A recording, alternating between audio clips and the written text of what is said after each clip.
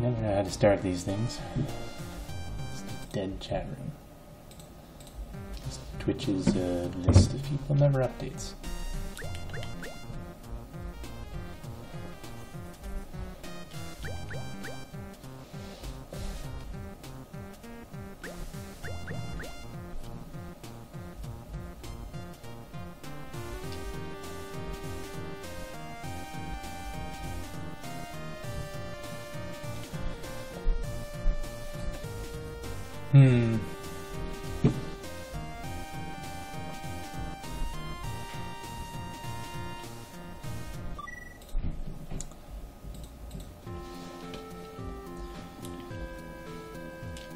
Well, when we left off, I'm getting close to the brands new stuff, as opposed to just redone maps.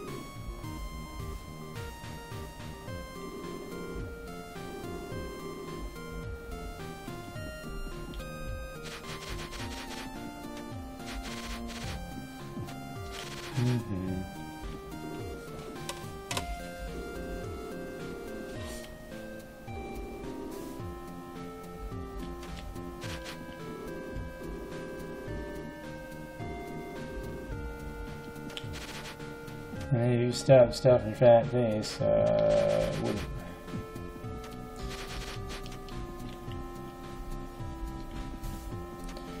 There's a couple things to do now.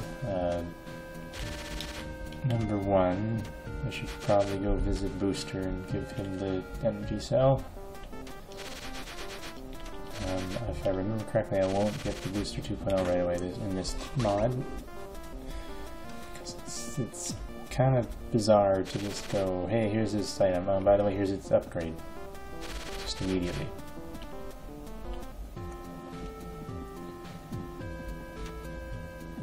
May as well do that now while I'm waiting for people to pile in. I guess I'm streaming a little early, so...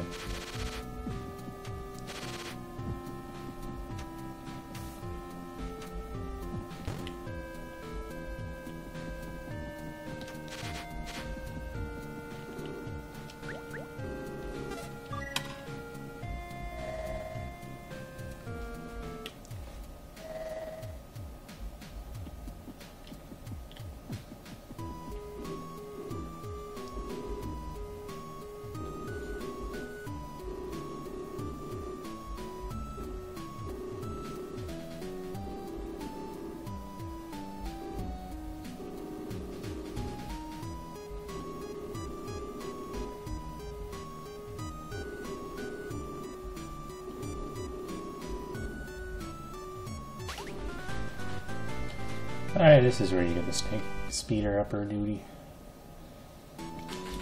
So if I had the snake, which I don't,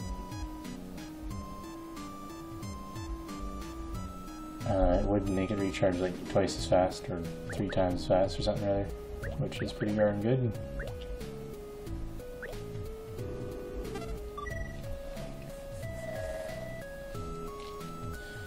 It's better than it being really, really slow and funky. And about this time you would, if you intentionally skip the snake, you'd be picking up all the snake ammo right now anyway, so good timing. Anyone in yet? No. Just a person who I think fell asleep with my stream open the other night.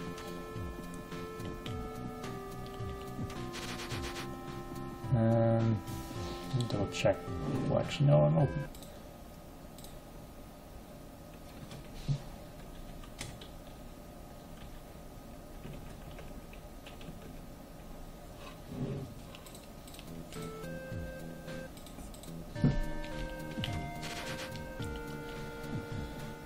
That's about the time I can backtrack and get all the Malco stuff, I think.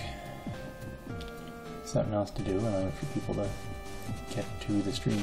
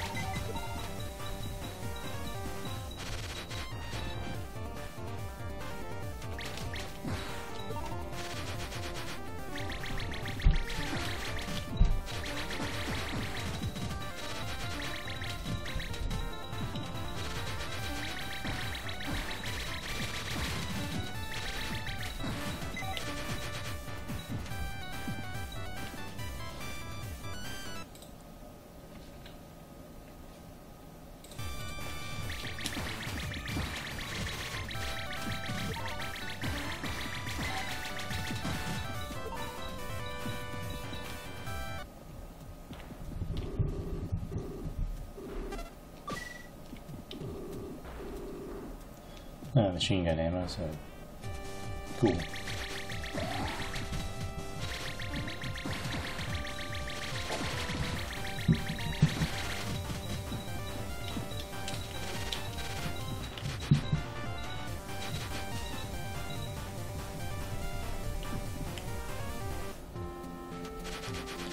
There's a pointless detour.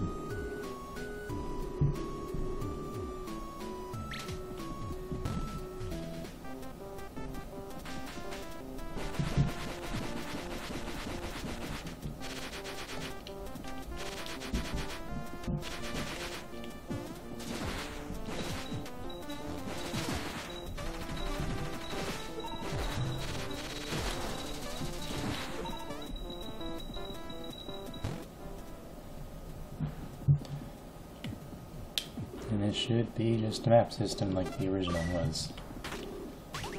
Yeah. The pointless joke is complete.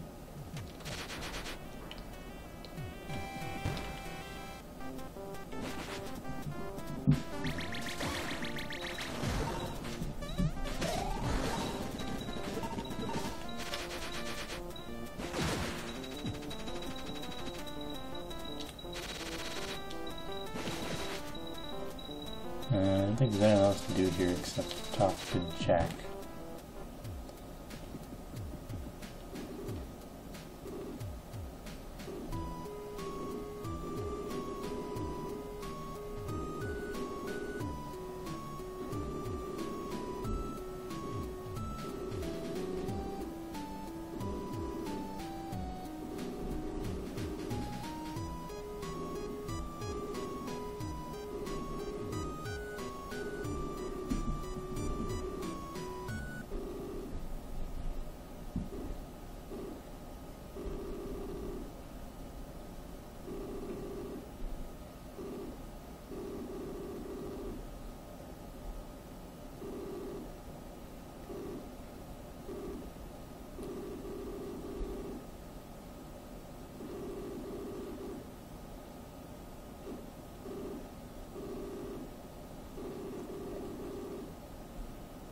What do the people upstairs think about this yelling going on? Like, oh, Jack's talking to himself again.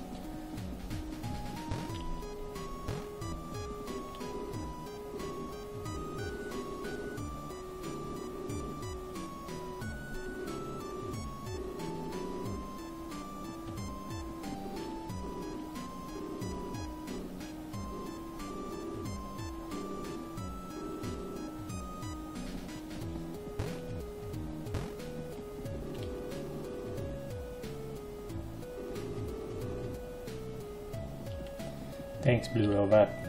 Thanks for telling me that.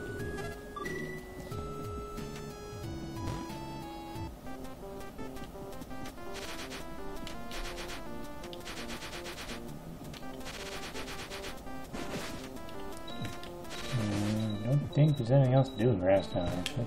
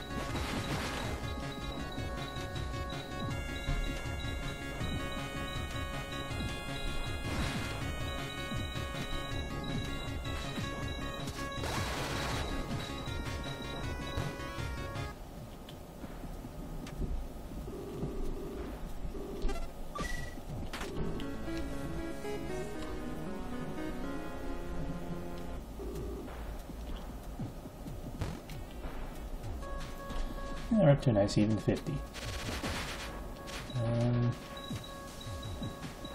It's kind of weird how the life capsules end up, and that you're like only halfway through the game and you have the same amount as the end of the game last time. I think that's kind of maybe accidentally the difficulty I was going for. It's,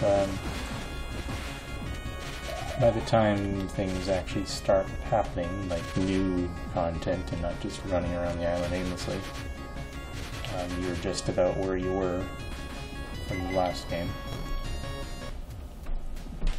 So I think it worked out nicely.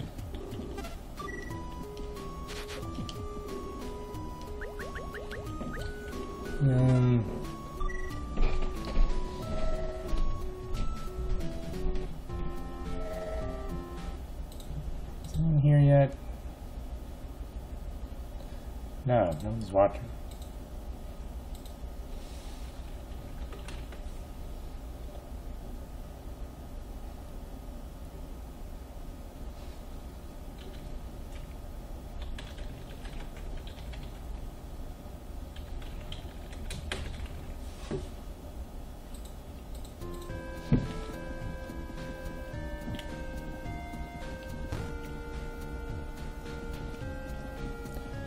So yeah, if people were watching, I would put a poll or just pose the question as to whether or not to go to Genesis or Oblivion first.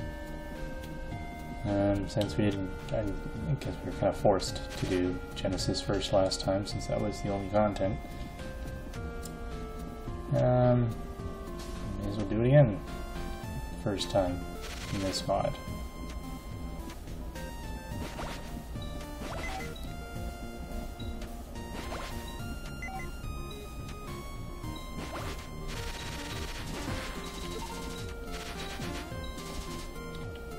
So, yeah, this stupid chimney dealie in the first game, I moved over here, just so that it kind of felt like a main area, because I know it won't be on YouTube or Twitch at all, but when I was playing JNR, we didn't even go to the chimney at all until I was kind of desperately looking for the mirror things. So it's so far out of the way, that's not even part of the main plot, whereas this version, it's integrated into it, and a decent part. So we won't get to the top until a bit later, but as is, it's tempting, figuring out, hey, there's more to it, or you may just never notice that and think that this is the whole thing, and then that's just like a gap leading up and out, because it's called the chimney.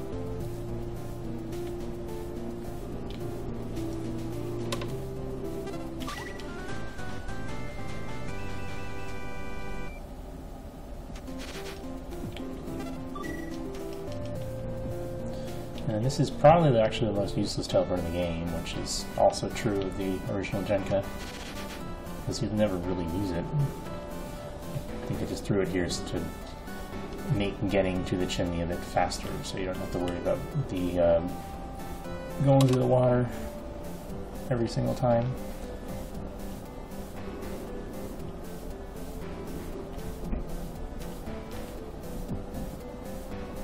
And that's just a reference to the original Jenka, where hey, there used to be a blue robot here, but it's gone. Haha.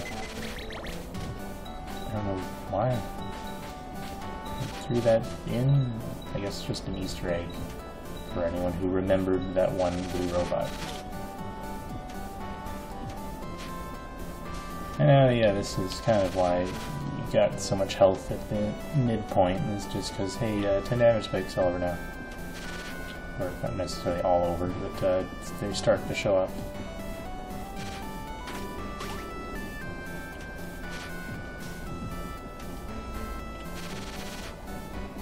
And I think the deeper we get into the game, the more trigger happy I got with the 10 damage spikes, just because the player should have a bunch of, no, that's all over here for, just that bubbler on there. You should, by this point, have a decent amount of health, so may as well start ramping the difficulty up a little bit. And even if by now you, like I can't ever determine how a player would think, but by now any logical person would say, hey, I got this new movement upgrade, the booster, why not go explore with it? Because hey, there were some ledges I couldn't reach before. So at that point they might go back to old areas, and that's when they get the life upgrades before actually going here. That would kind of be the hope anyway. But you can never really predict what people will do, and I remember during development, may or may not have been around this map or so, but there would always be there were at least a couple of people saying, hey, the game's gotten a little too hard now because I can't find any life upgrades or whatever. Or people would just blindly go through the game because, hey, it's cave story. May as well just go through the motions and not bother exploring much. Which I'm sure is really true of the original cave story. It's kind of a bizarre factor of I didn't bother trying to play, and now suddenly I'm having troubles. And it's all your fault.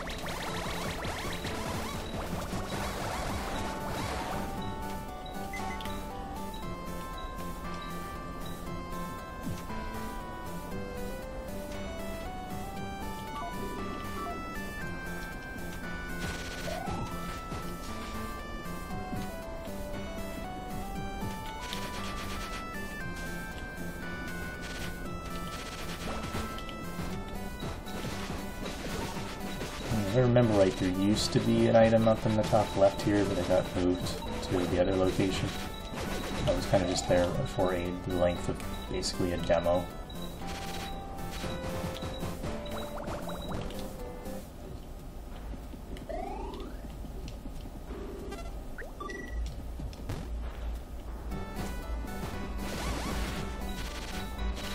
I think at one point or another I reevaluated how things were spaced out and felt like, oh, there's kind of... I think I just felt like the difficulty curve was bizarro, and I adjusted it, and there were like a bunch of items in these side areas, but leading up to here you felt very sparse for ammo and stuff. I can't believe I remember the solution to this puzzle. It's been like 2 freaking years.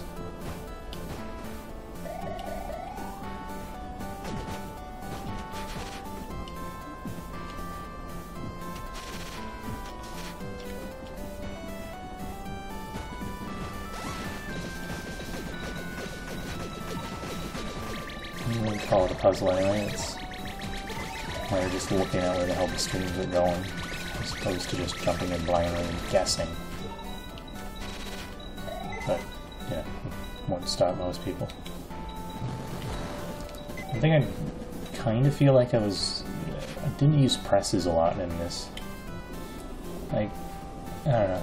I mean, the original character story didn't really use them a lot either, I don't think, but Here's the Mega again. Mega's still a pushover, no matter what you do. This boss is just... like, unless you were to go out of your way to completely reprogram how he works and, like, make him jump immediately or something, as opposed to sit in the ground for a good 10 seconds and let you wail on him. It's always going to be an easy boss. Unless you give the player, like, deliberately terrible weapons for fighting it, but that would just make it tedious.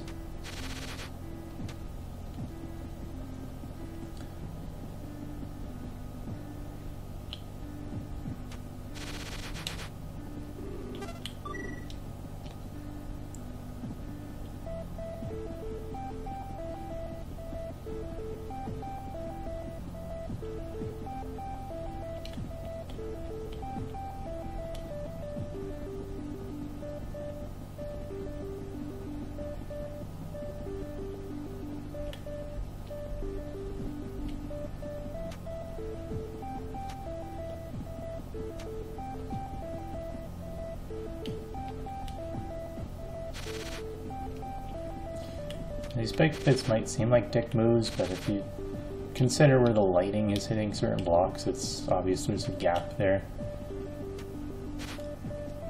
So there's like, unless you just assume there's no logic to the light, you'll obviously know there's something wrong.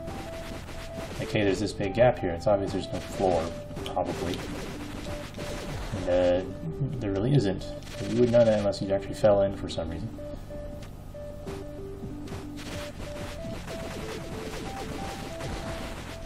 And I think this is the weird additional new thingy where the place won't light up unless you kill these skeletons.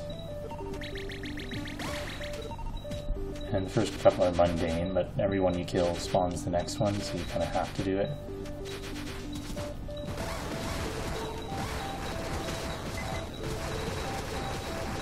I mean, I guess if you really suck at attacking big enemies and killing them, this could be a challenge, but I don't know.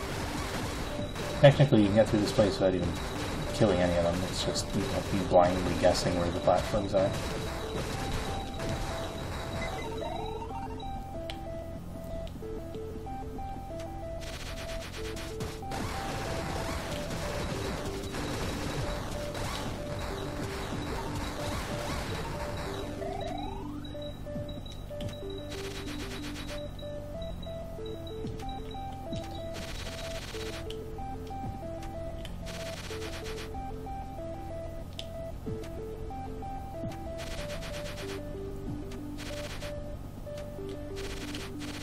One thing that was kind of hard and not really resolved at all is getting the player to take note of that save point before they go to the right.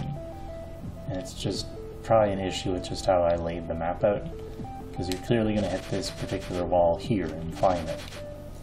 And then you'll reach the top and continue going to the right, and then see a door and go in it. Meanwhile, a save point is conveniently over on the left.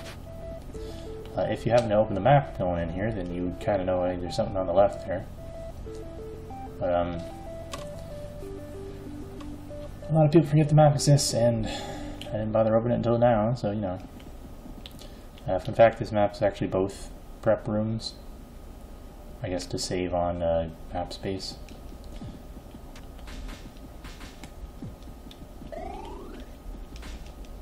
It's kind of pointless, but I did that. They're both named the same, and they both do the same thing, so whatever.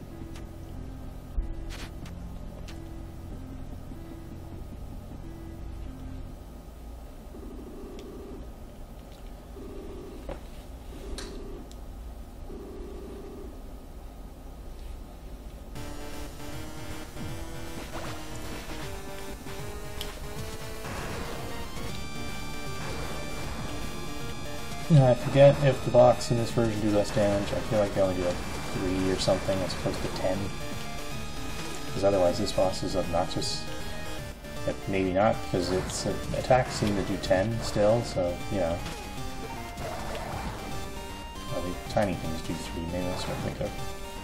So Genesis, I don't know what I was going for. I was going for some sort of Halo thingy with wings.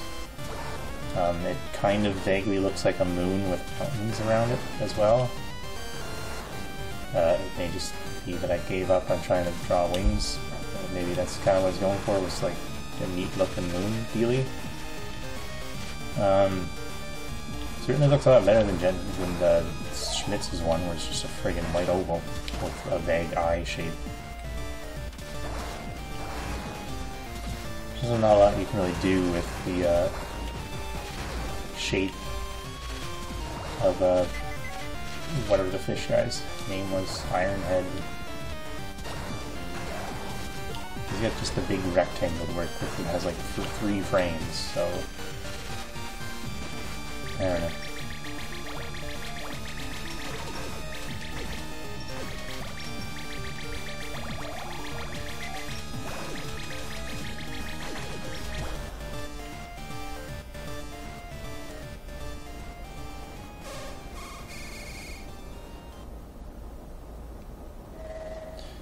And then, unlike any other Jenka, hey, look, we have progress, and it's confirmed that we have progress because things are happening.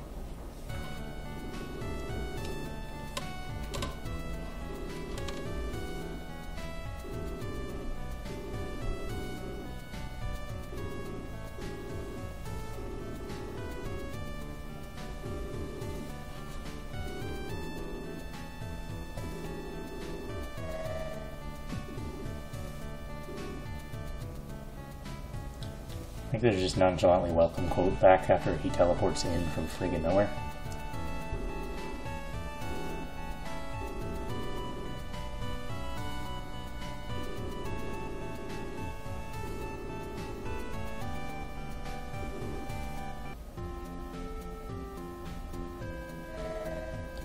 And then I threw this cutscene in because it's a decent time to actually give you the booster after you've used VO8 for a while. So you could pick either one, and then the other one is kind of different how you handle it with the different booster. So the order does kind of matter, just because the first one, I guess, will be kind of harder, and you'd embrace the full gimmick, and then the second one you kind of skip the gimmick if you wanted to.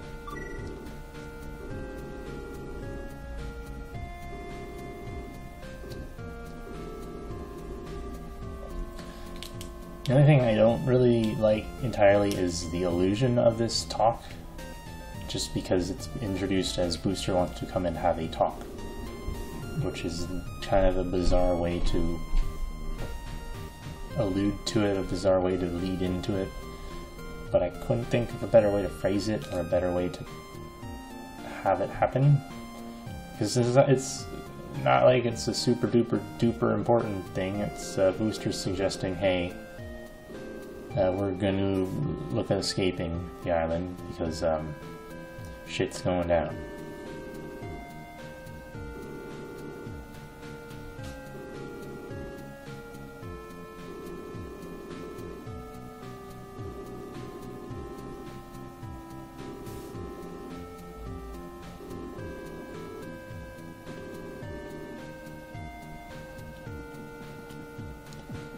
It also leads into actually locking the player off from the final areas without it feeling like bullshit. At this point, though, there's no tangible way to really... I mean, I think you can get up there, but I believe they're just blocked off secret rooms. Since we have the 2.0, we can go in here now. And work on getting that spur. I may have lied the other night when I said we got like we're third way through the game. We might actually be halfway, probably.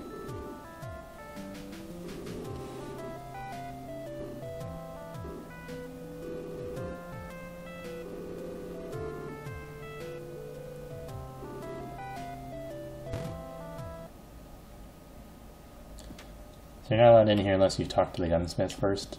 That's the only real reason you're locked out. If I remember, in one of the demos it used to be there's a bunch of empty chests all over the place. You gotta find like all 4 of them to get in here, which is kind of dumb.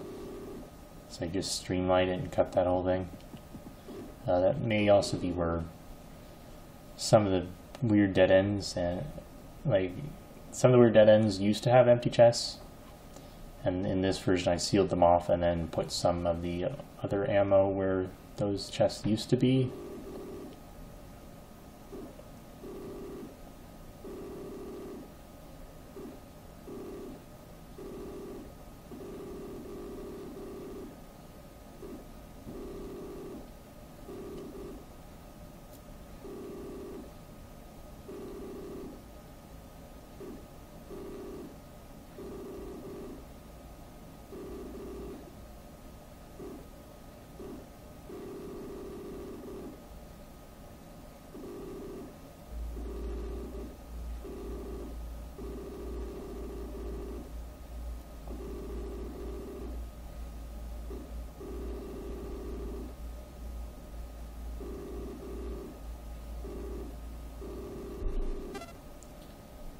I don't know why the hell you would say no here. Like, I threw this in as kind of just a joke. It's a joke with consequence, but if you say no, you're locked out and you can never enter here again, and you're locked out of the spurt. It seems like a really weird thing you would mess up on. Like, oh, I forgot to save. No. Then you go save, and then you come back, and then you're screwed. That would be hilarious, actually. But I mean, why wouldn't you just use the save point before you come down here? It's like, why would you just dodge the save? And if you do screw up, you just reset the game and then load from the save, assuming you didn't save after the fact. Now we got this goofy boss. It's about the same as Mapignon from the first game. It's basically identical. I threw these little totally not mimigas to make it a bit more challenging, a bit different than normal, but they don't really do much since you can just kill them in one hit or knock them out for one hit.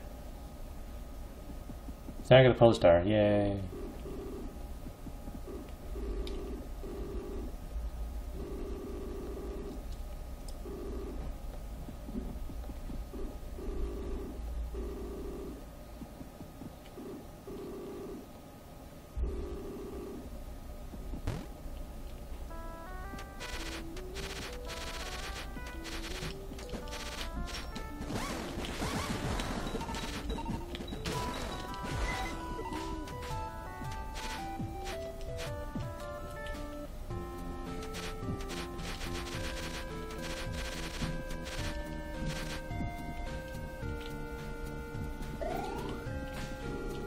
So now we get to go and get the spur, yay!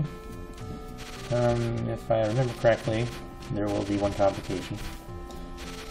And it's a complication new to the mod, which is just kind of more, I would guess I'd say, character development for our good friend.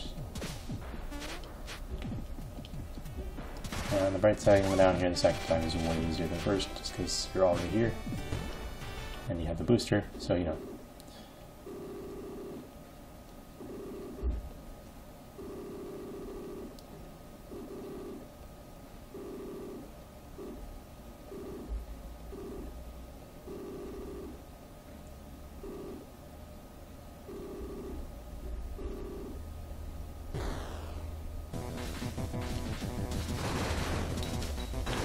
This mainly exists as a point of using the rest of the Balrog-esque fights.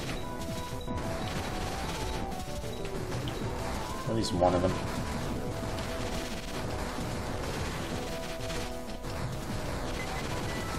I think we still have a Black one later, or yeah, it's later.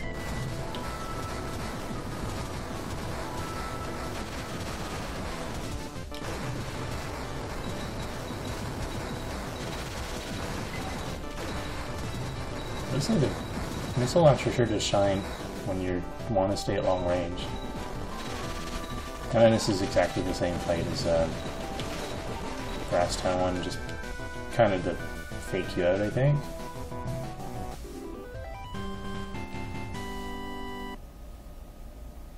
Yeah.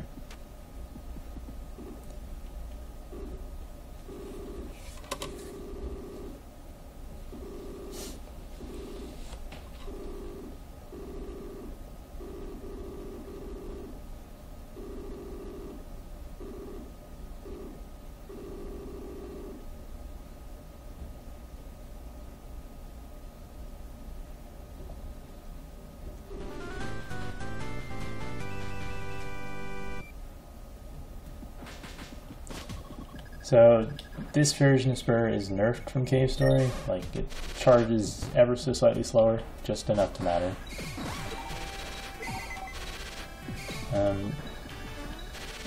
Well, the original Spur leveled up 1 and 2 like immediately. This one it's more tiered. Like 2 clearly takes a lot longer to charge. I think 3 actually takes the same amount of time to charge as the original Cave Story. It's just because 2 takes like a lot longer to charge now as opposed to instantly. It's a noticeable difference. And in general, I nerfed it just so that you'd still have some reason to use all your weapons, as opposed to just, hey, I have the Spur, I don't need to use anything ever again now. So now it's like, yeah, I can use the Spur, but it charges kind of slow, so maybe in some situations I'll hold off and use something else. And it worked out well enough. Of course, if you New Game Plus this, I throw that entire thing out the window, because if you bring, I think, the Polar Star capsule and do all this stuff, then you get like a turbocharged thingy for the Spur, and it makes it charge twice as fast as what it currently does in this version.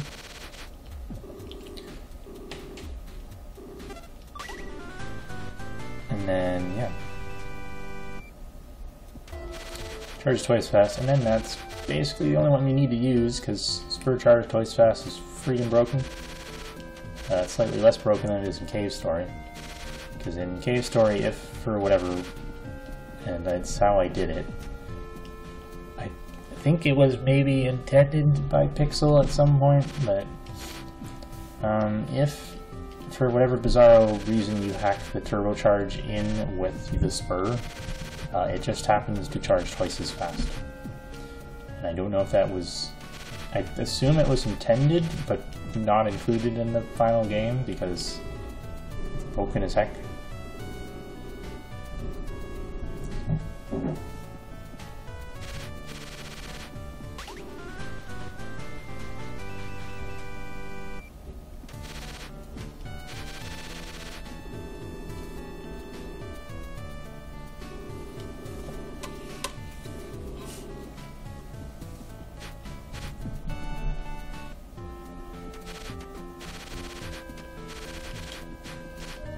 We had Alex in the chat, but nobody else seems to be coming. And it's been about a half hour, so that was around the time I wouldn't stream.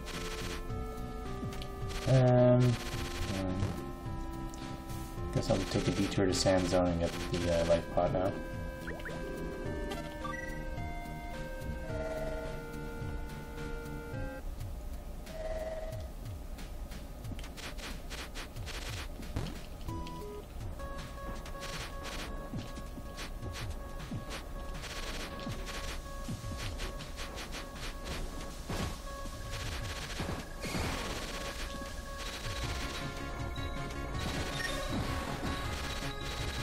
Well, this same maps feel a lot smaller than they are when you have the booster.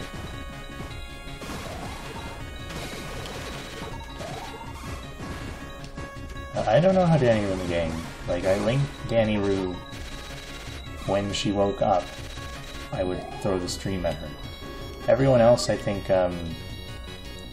they just happened to get it from Monolith? Or the Monolith chat?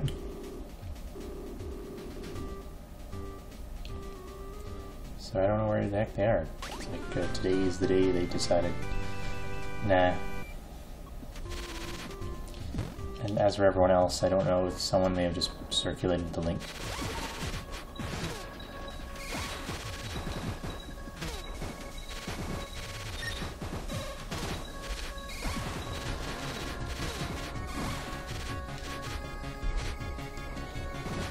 One thing about this story that's impossible to really nerf is you don't have to worry about the whole EXP mechanic anymore if you just use it forever.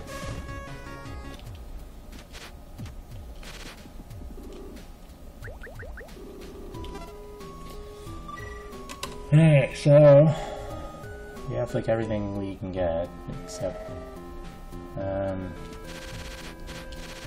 guess I can detour to the labyrinth maybe? because there's a shutter to get over here.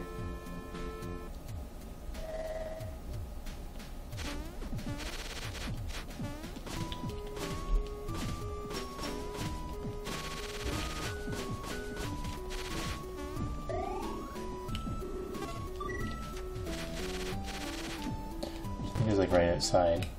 So, I think it was pretty good with shutter locations because they're not too far out of the way that they're a chore to get. They're just kind of there.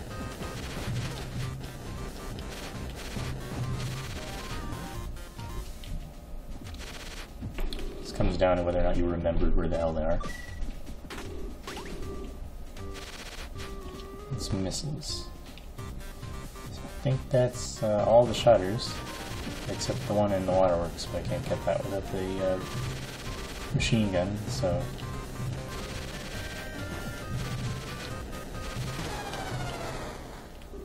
Note to self, don't try that. A little bit too narrow.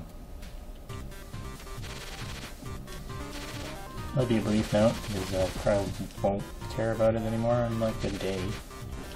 But, minor note to self.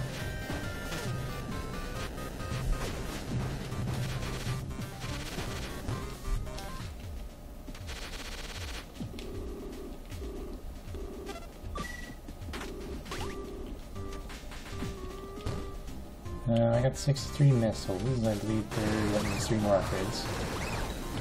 And then I'll get the super launcher.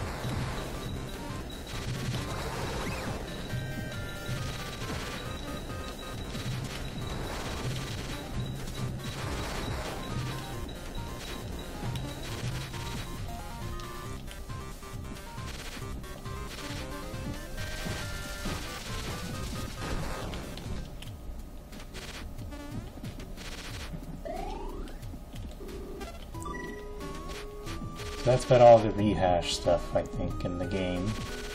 So now we get to some of the new stuff.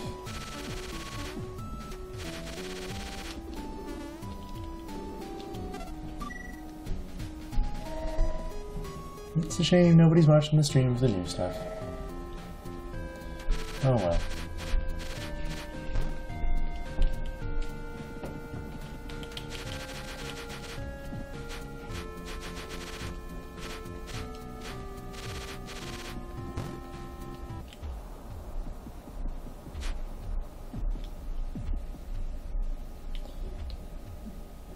There is a little house down there, but I'm not going to bother because I don't think I can even do anything there. I think that's New Game Plus, or actually, that's a lie. I can trade them like any weapon I want that happens to have ammo for the Nemesis, I think.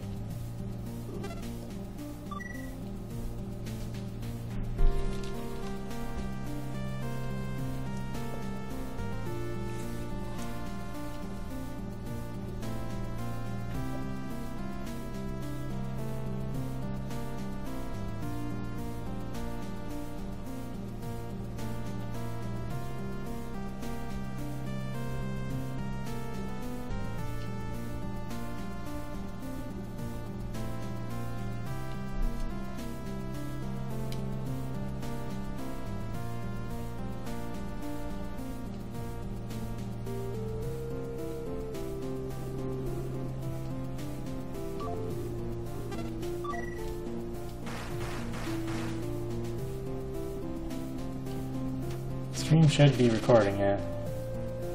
Oh, Danny just woke up. Give her the link.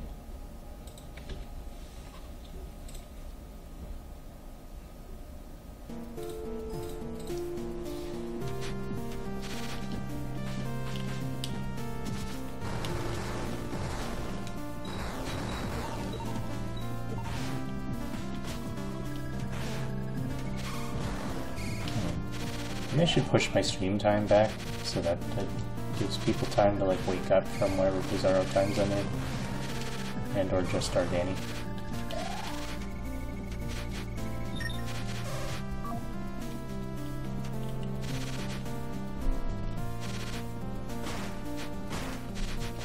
I don't know why this little pipe works, or has, or exists, or whatever.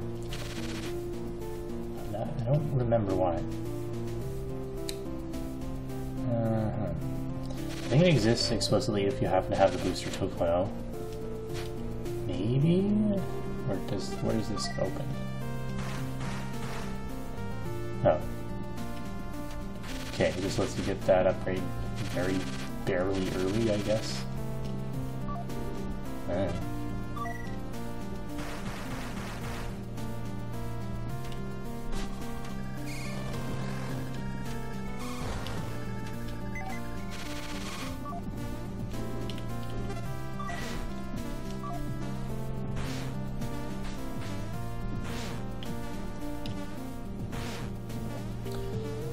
Yeah, the robots should have probably been a bit brighter.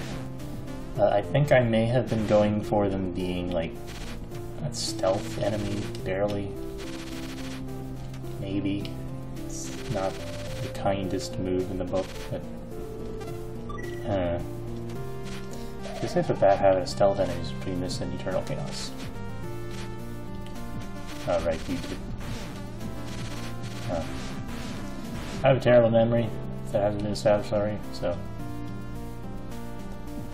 And this is the only goofy room where you gotta actually kill all the enemies before you can move on. I think I just did this to make sure that you aren't just avoiding everything.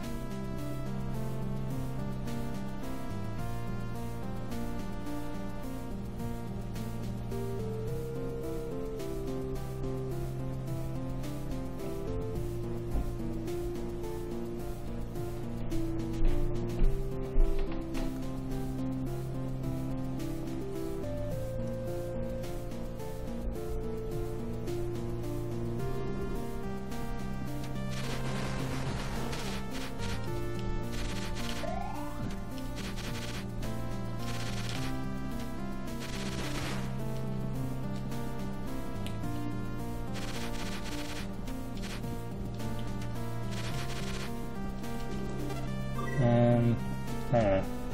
Bugs are... I think they're only like on 3 computers just because making this place retarded huge would have been a pain, both from a mapping perspective and a player perspective. I mean, weird video game leaps of liberty aside, there's no reason a lab would have to be massive, really.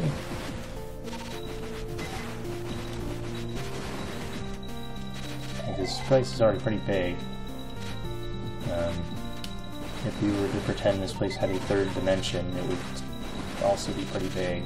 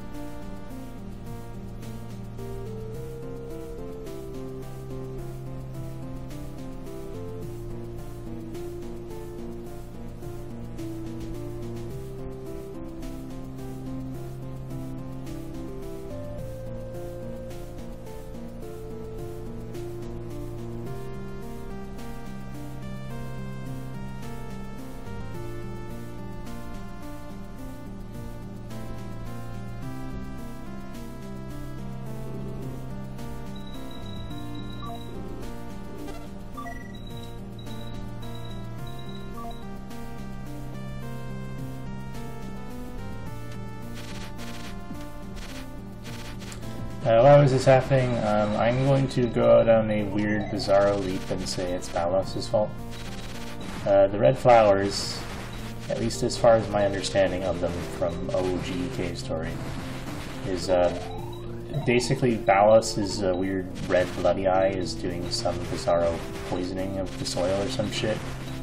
And the red flowers just happen to be poisoned flowers from Balos' evil shit, and that's why Mimigas are evil. In general, I would like to assume maybe his magic is being evil. Yes, Balos, Master Hacker. I don't know. Like, there's even in the original Cave Story, there's a lot of robotic enemies that are evil, as far as I know. Like these fans in the original Cave Story. What the hell are they and why do they exist? Actually, I'm just kind of struggling to think of what other robots there are.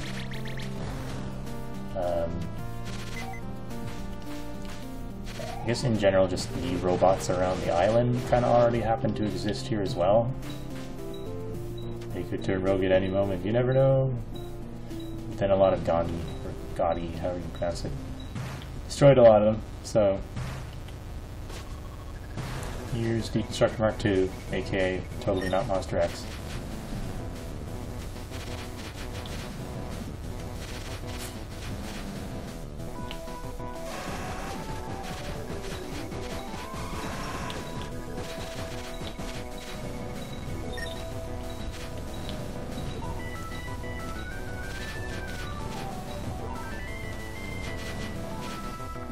Yeah, I don't actually have any great excuse for why the robots are all just going rogue. It just felt like something right. Like, we can just assume robots are just... These particular robots are like old, crappy models from Code or Curly or whatever.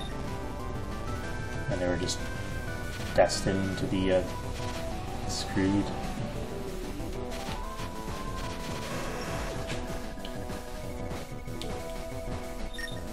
It's kind of a fight that shows that hey, Spur isn't very good, actually.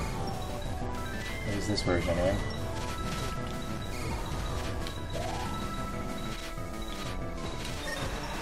It takes so long to charge, it's better just to throw Blade at him.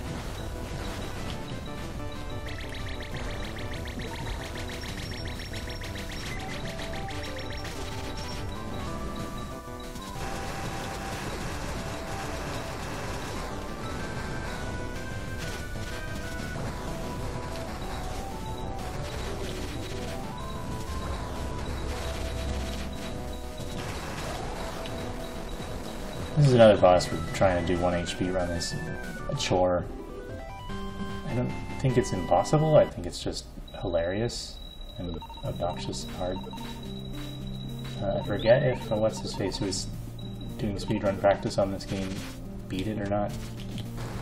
I forget exactly what boss they got stuck on. It might have been this one, actually. I forget if I did it.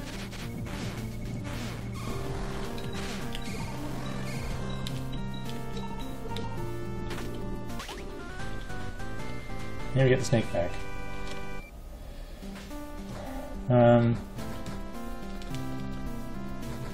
Yeah, so it charges about like twice as fast as before with this snake upgrade.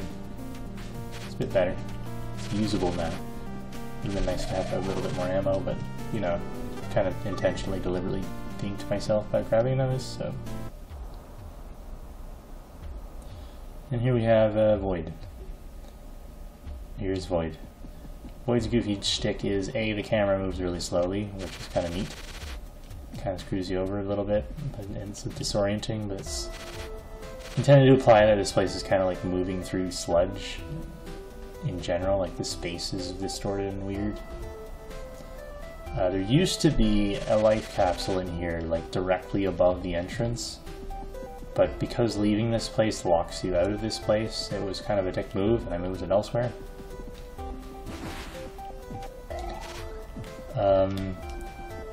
And there's another gimmick of items falling to the left, like it's windy out.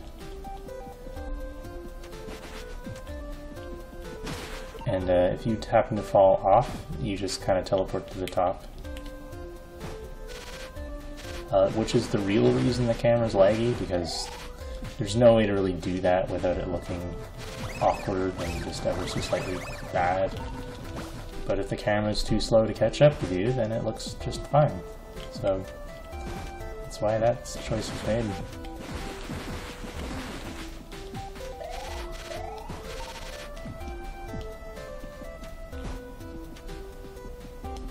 And the slower camera also makes these beetle enemies a little bit more challenging, because you can't just outrun them. You kind of have to... The camera's lagging behind you, so it kind of gives them a chance to get on screen and catch up to you. Not entirely sure how that works out the way it does, but it does, so... And in general, this becomes a bit more challenging if you aren't really paying attention to the enemies, because I haven't been right now, and I'm like half dead, which may just be because of the boss.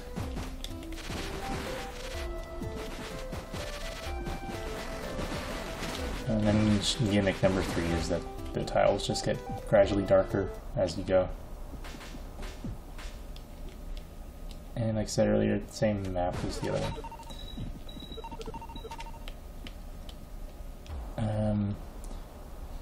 It's very difficult to impossible to balance these EXP capsules in general, because you can just leave them out and come back and it respawns, and I could have made it a single use one, but there's no fun in that, so it exists just to prep you for the boss coming up, and that's why it's called the prep room.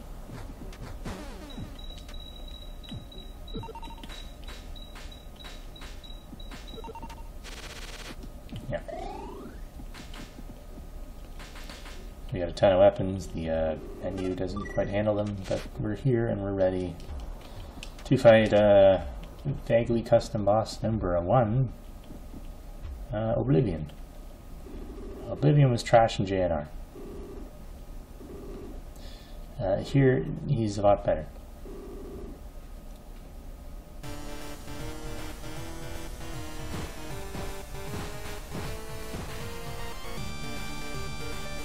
Like, it's as close to a custom boss as there will be in Cave Story, I think.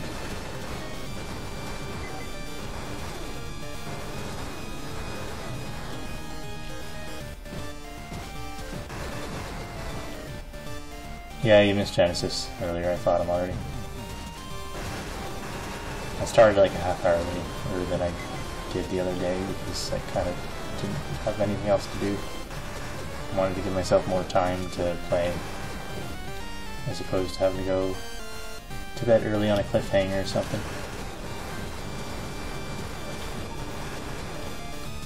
Granted, I could have done this first, and then you would have missed this fight, boss fight, so, you know. This one's less boring. Feels like I'm playing a shmup. A very crappy shmup, the shmup.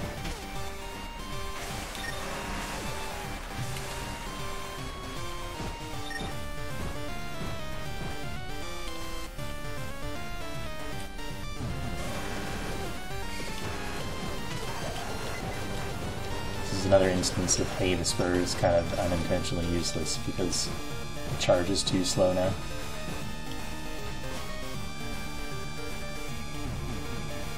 Funny how just barely tweaking it makes it feel less overpowered, more kind of vaguely balanced. Like, you still want to use it because it's super powerful, but then simultaneously you don't really want to use it because it's kind of crap.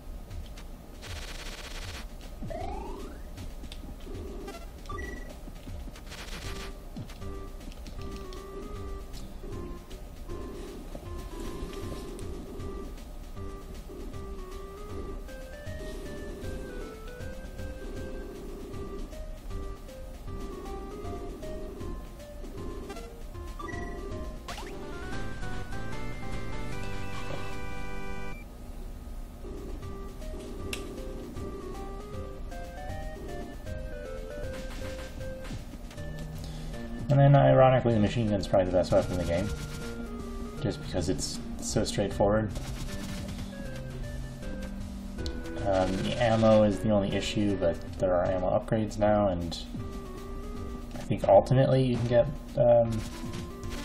about twice as much as the original game had or something, maybe just slightly more than it.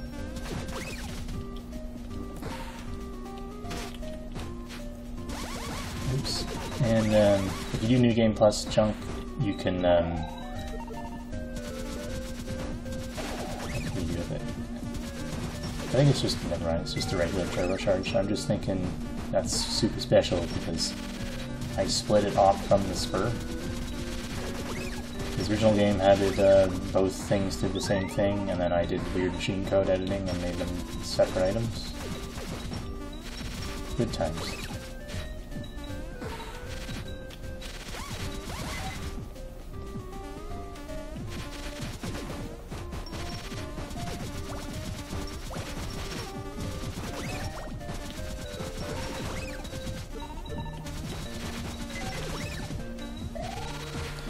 Now, the only drawback to the machine gun I can really think of off the top of my head is just because level 3's knockback is bizarre. It seems to only really work on the vertical axis, but if you're shooting up, you don't jump as high. That can screw you sometimes.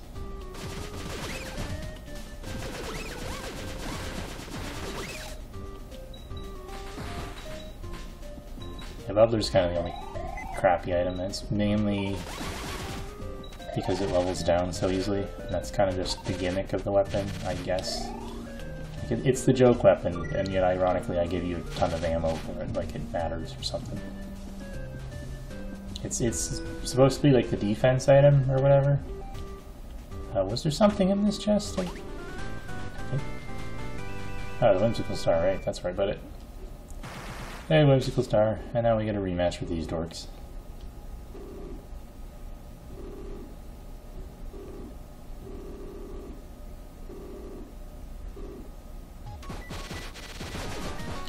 This is exactly the same fight as the first one. It kind of acts as a showing you like how far you've come, I guess, because you have so many new weapons. If you don't have the blade, you have better ways to fight these guys than you did before, and you have a ton of health. So it's like, hey, these guys are a joke now. What the heck happened? Yeah, imagine the first time you fight them, they're like terrifying, and then this time they're just pansies, and it's weird, just because nothing really technically changed, except I guess you got more health. I guess that means a lot, really.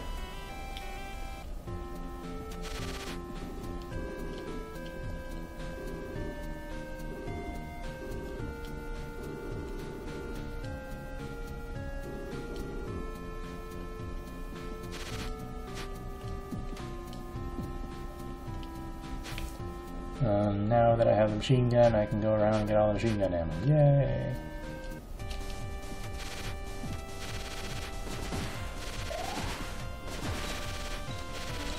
It's like I was here before about a half hour ago.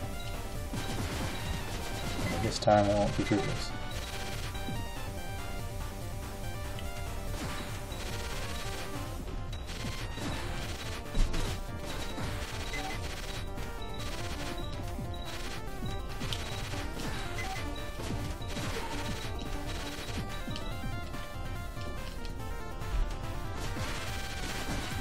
Yeah, if anyone ever mods Cave Story and gives the player the missile launcher for an extended period of time, just give them like a shit ton of ammo. Because then they'll use it a lot. Because I feel like using it a lot still. 72 ammo, I won't run out. It's kind of a mistake on the original Cave Story's part to give you so little ammo with it, because it very quickly becomes kind of useless. Like there's a period of time, like early game, where it feels useful, and then very quickly you stop using it because you run out of ammo so fast. And the game just keeps dropping ammo. It doesn't.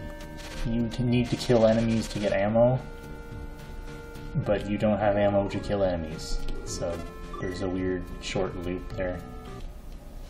Double check on... Oh, Danny doesn't feel like watching the stream today. For some reason.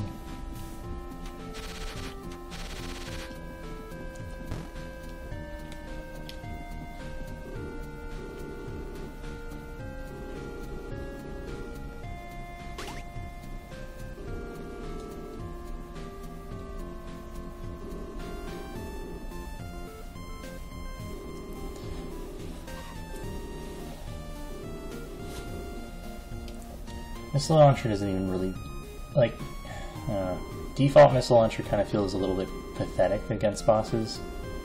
Like, it's decent, but again, you'll run out of ammo long before you kill a boss. But super missiles, on the other hand, are the OG boss killer for sure.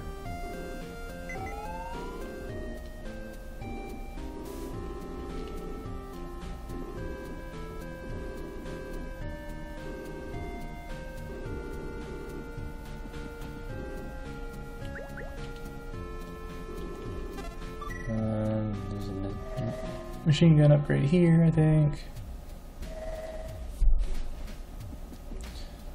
So now we have choices coming up. Should we go to the outer wall, or should we go to the super secret new place that isn't really a secret? It's faster this way.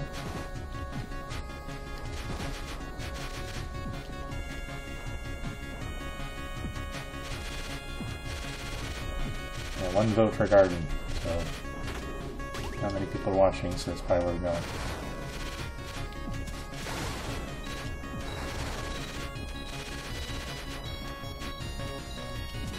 I don't know what the hell my favorite boss of the original game is.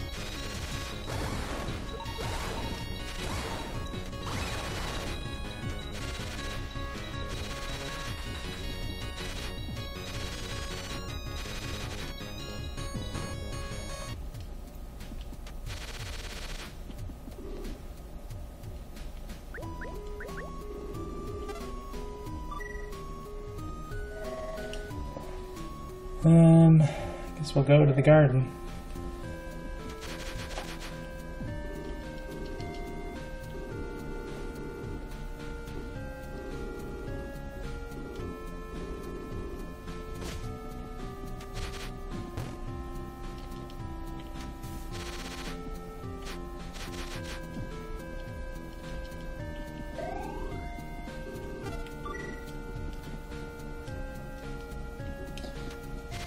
I also think, although I may be biased, that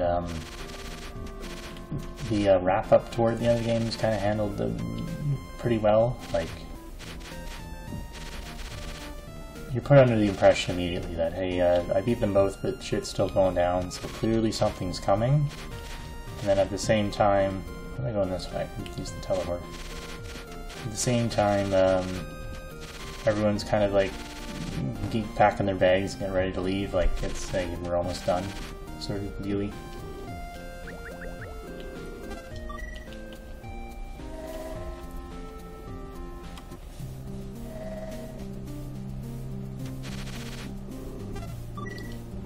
So like the player knows something's up, but everyone in the game is happy and carefree and just about good to go, and everything's wrap it up.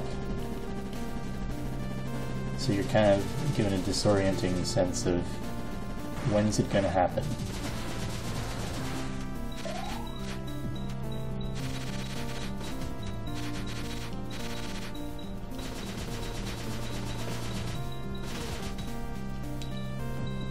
See these fanbird eggs?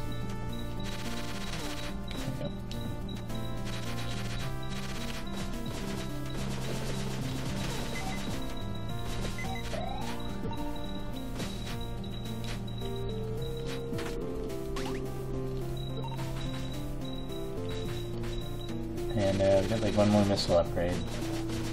I think it's in Egg Corridor, and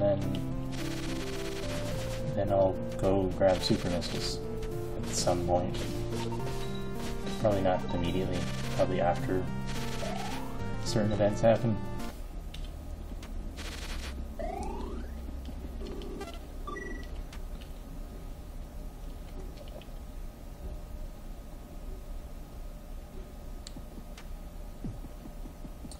That's ominous. I'm sure nothing bad will happen.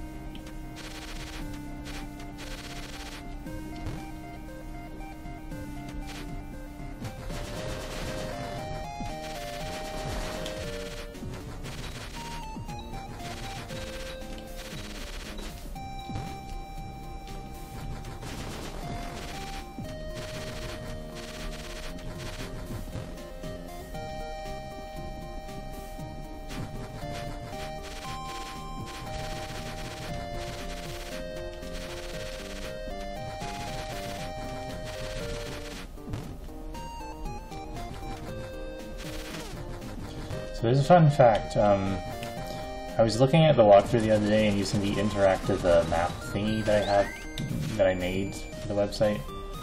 Kind of spoiled myself with all the stuff, but I kind of remember most of it anyway. If you go to the Devil Garden map, it's literally just the first area, and there's no indication that this entire place exists.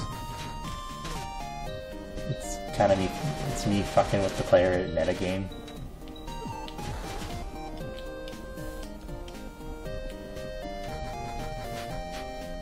Yeah, custom tile set would have been better. I think the orange-purple dealie I have going here worked out, I think. And somehow, muscle memory, I remember the fucking solution to this puzzle after 3 years or 2 years of not playing it.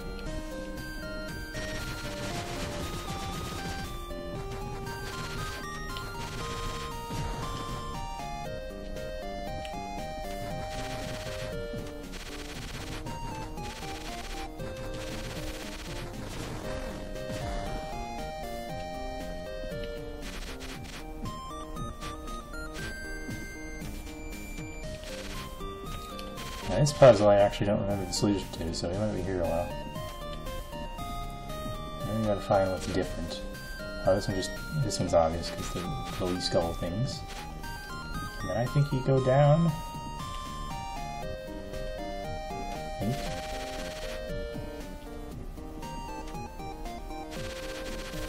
There's 2 owls there. 2 owls there.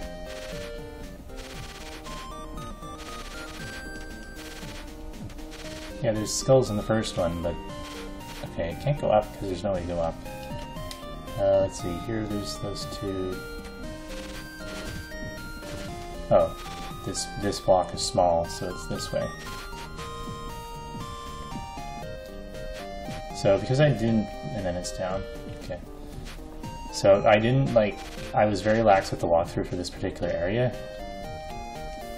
Let's see, those... And because I was so lax with it, like, I imagine people get super frustrated at this area and just wander around aimlessly forever, and that's kind of the point.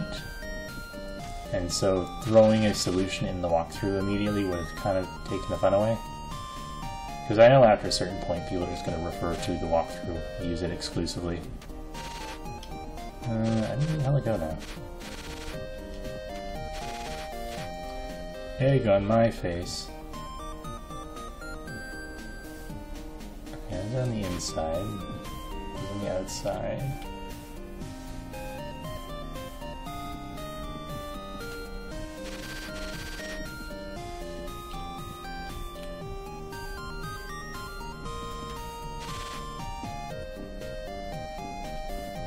Oh, there's the difference. These pipes are misaligned, those are misaligned, these are misaligned, and then these are straight, so it's this way. And then I think it's up now. Yeah.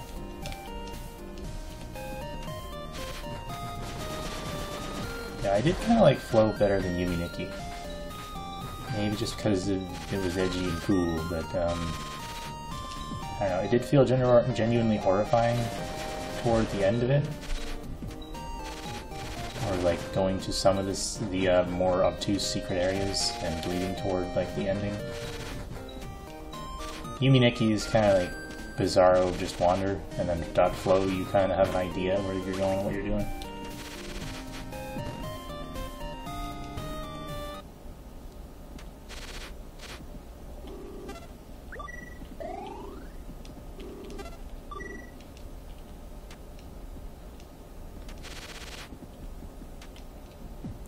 Also, this is like probably the biggest dick move is just this. Also, another dick move, the map system doesn't work here at all. And that's just because I disabled this map for it. I think this is a singular map. It's just huge. So seeing the map, you would just kind of see it's only 3 tiny areas. So hilariously, the last room is the same as the first room, and you just think for a moment, just a moment, that you fucked up and you have to do the whole thing over again. But no. We're here.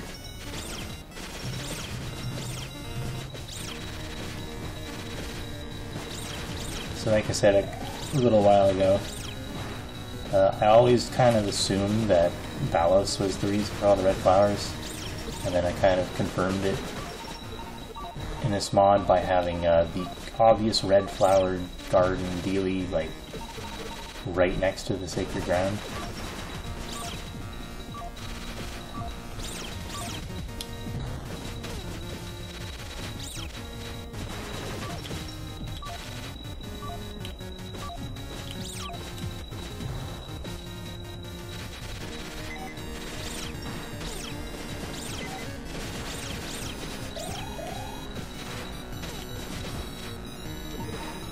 I did take some liberty to make this place a little easier than the original, like just barely easier. I think. I don't know, it might be about the same difficulty.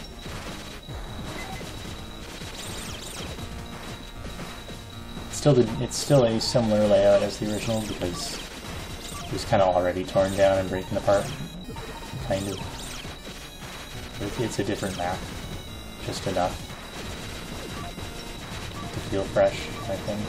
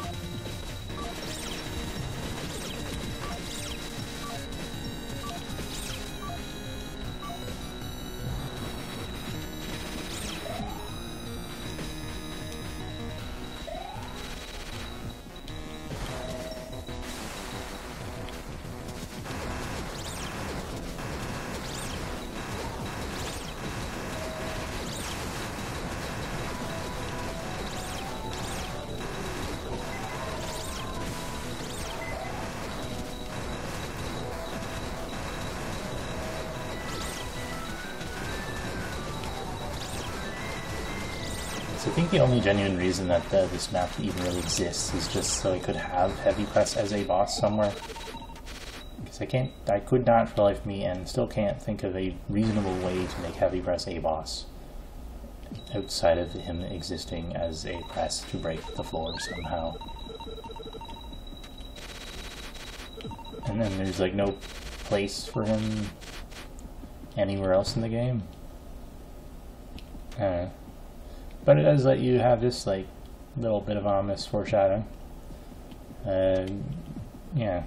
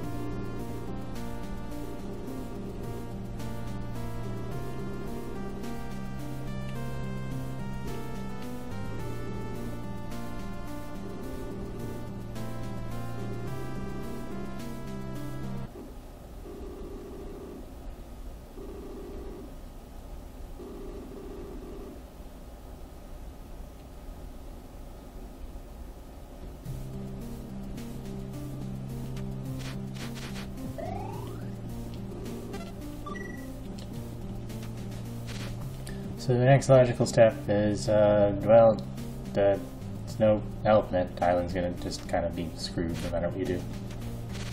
Also, you can't jump up here. Invisible wall.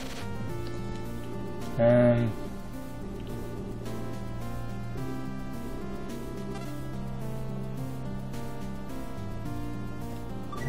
think I have all the machine gun ammo, so yes I will.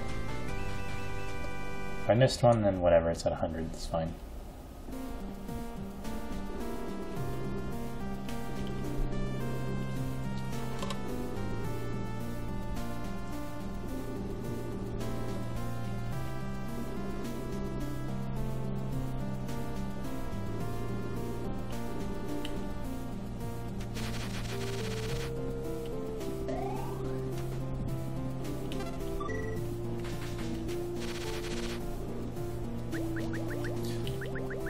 And yeah. So now do the other end, because why not?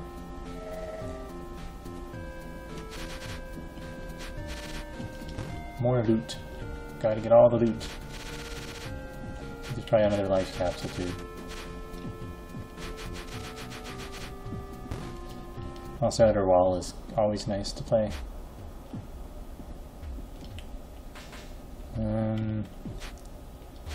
Actually, I'm gonna try not to die first off. There you go. Hey, littles.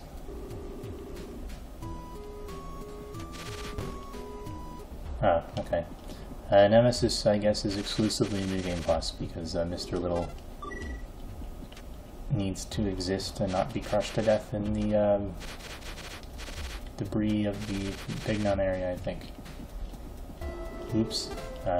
Yeah, he's dead right now.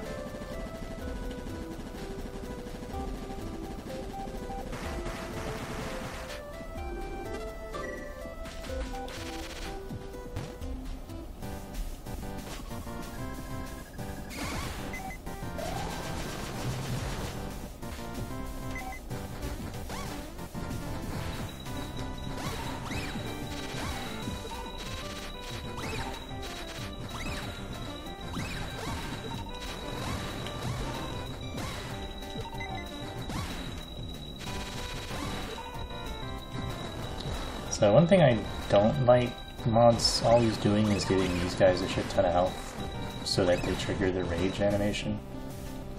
Like, I think I gave them like double health just in the event that you do hit them a couple times and think that maybe that they'll die right away or something.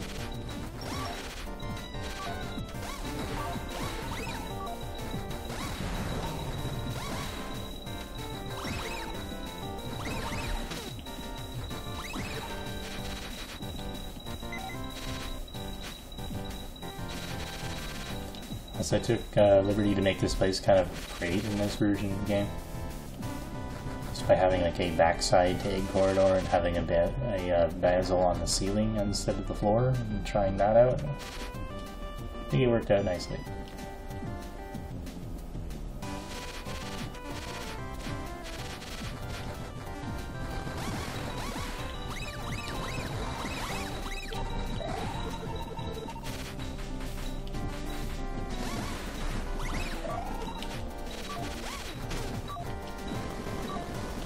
I also made the timer things just invincible so that they're actually a threat. Because they're OG characters, you can just kind of kill them immediately and then they're just dead.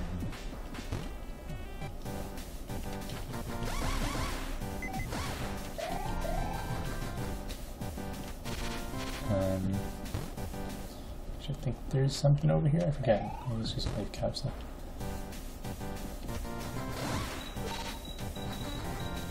There was no backside in the original game story, no. Egg corridor is just one long hall.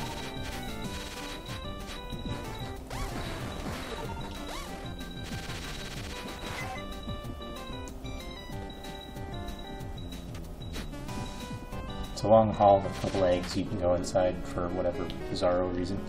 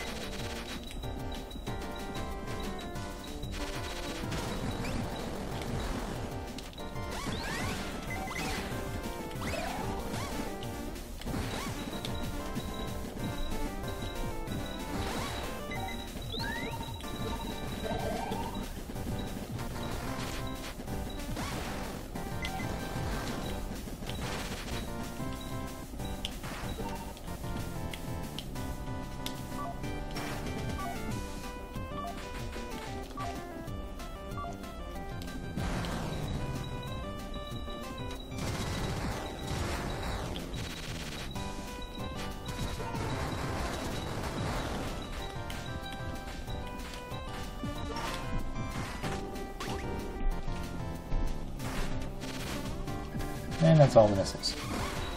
So, maybe we'll go get super missiles now, after I'm done this part of the route.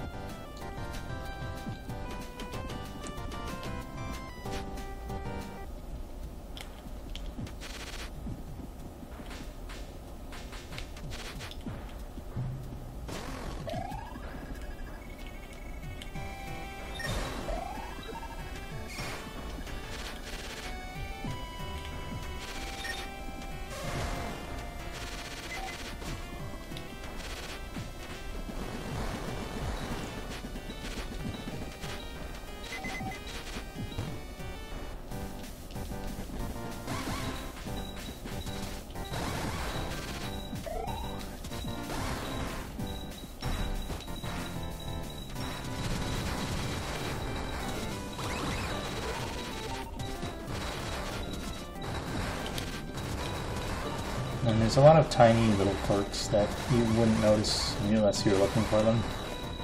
They changed about some enemy projectiles and stuff. Like, I'm pretty sure the dragon's projectiles are breakable in the original, and in this version you shoot through them.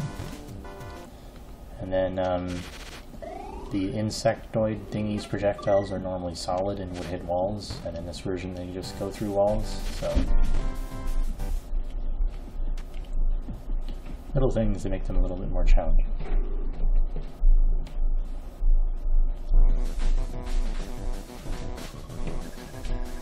And then this boss exists for no reason other than I don't know where the hell else to put it.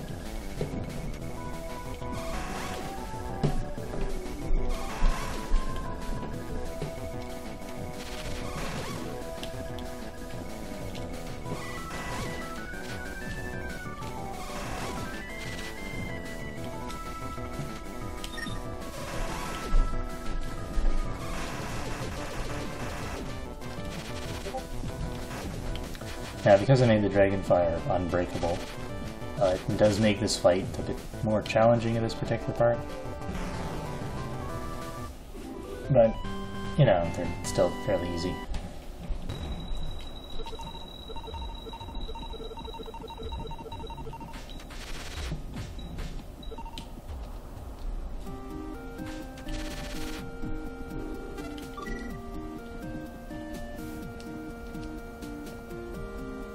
Yeah, good old outer wall. A little bit bigger than I remember though. I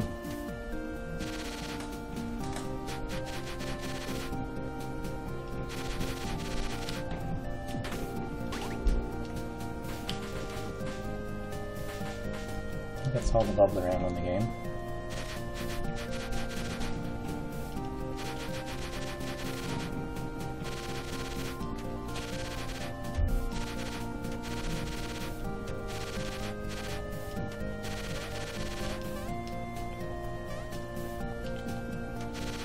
Oops.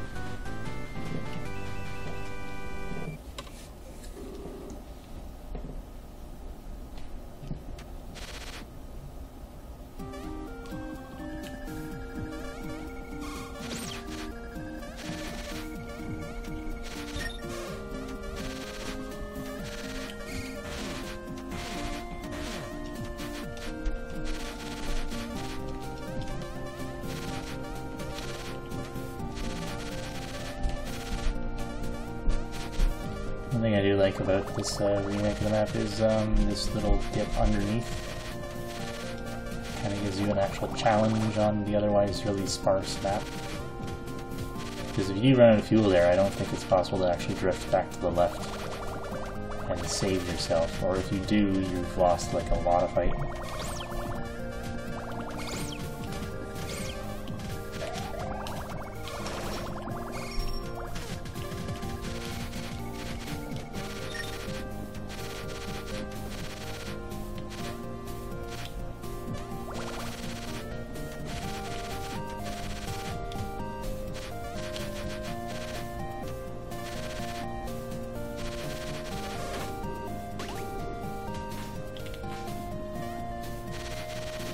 I think that's all the snake ammo I can get, because I grabbed like 4 chests worth in the beginning of the game, or however many it was. That's that. Now, I guess I'll grab the super missiles right now, and then we're ready for endgame.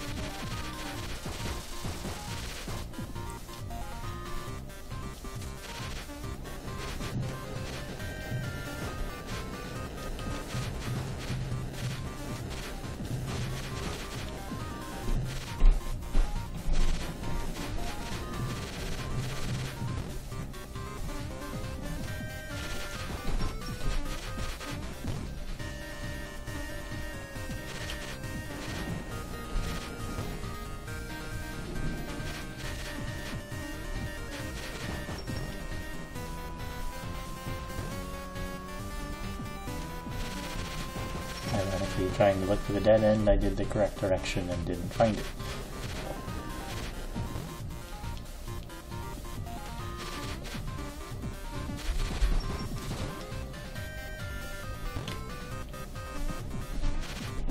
Right.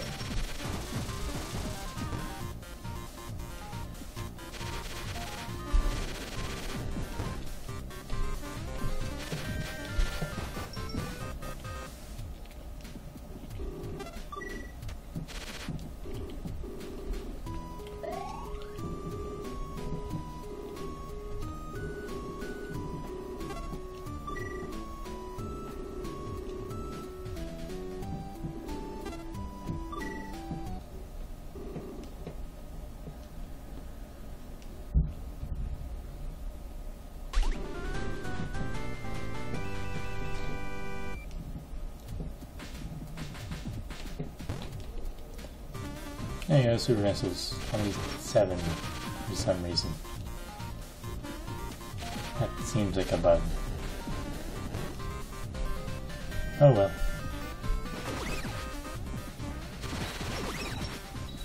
I think all of the missile chests probably just like automatically open at that point, or they're just locked and you can't open them ever again. It looks like the game's still buggy because I'm actually down 3 missiles for whatever reason. Hi there, Rob.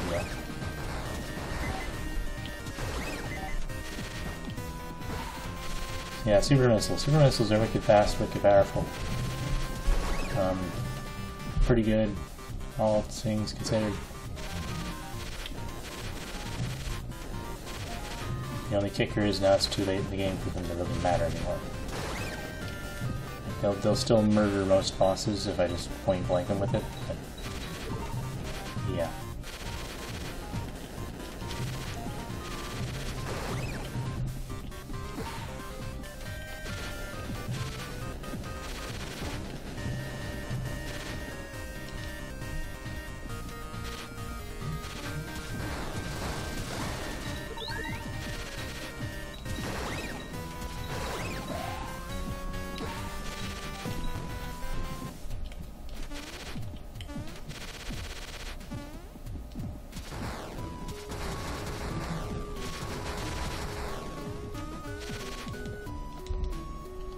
elevator is made of the strongest substance in the universe, plutonium. Now I want to go to the observatory.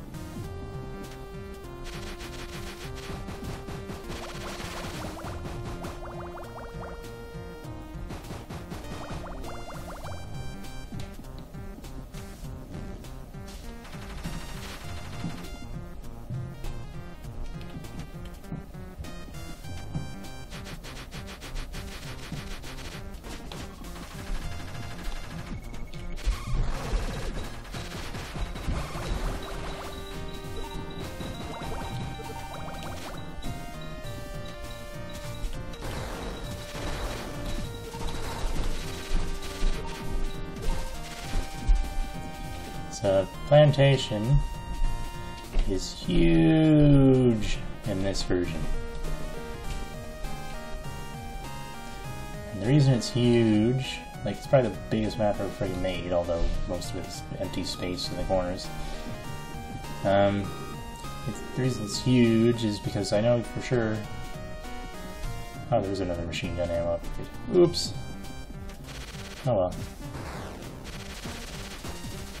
It's huge because I know you have the boost 2.0 at this point. There's no way to not have it. And so you would easily trivialize the whole place if you could just fly straight up.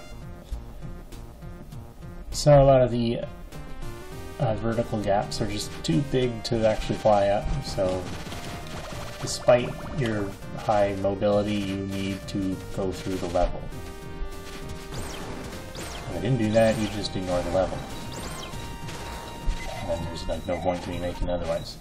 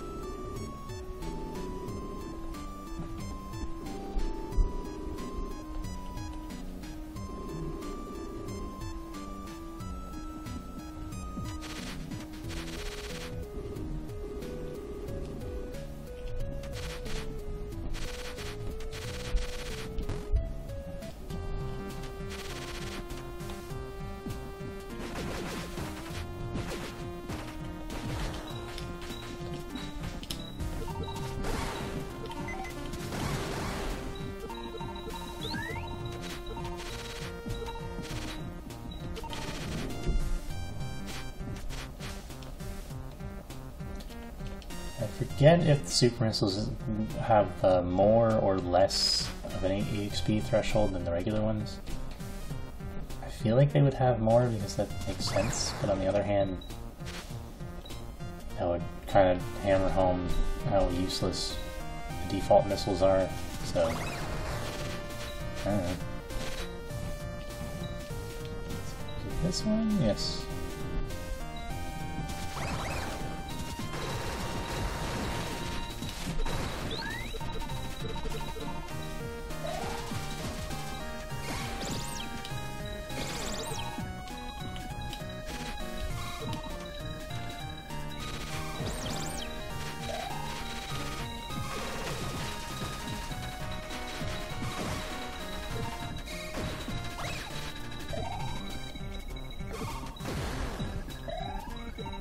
Yeah, but I changed the way I changed all the EXP amounts in this version of the mod.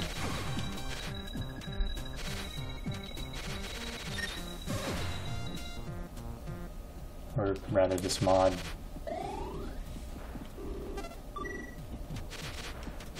So Cave Story may have its own values, but I've completely changed them in every way, so...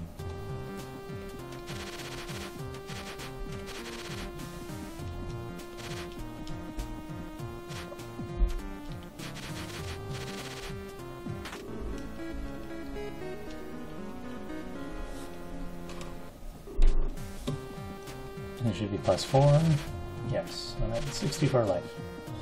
Just enough for the endgame.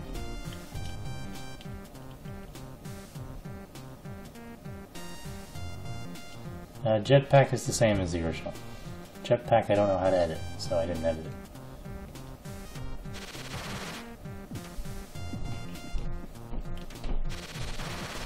In fact, you fly just fast enough to cross these guys without getting crushed.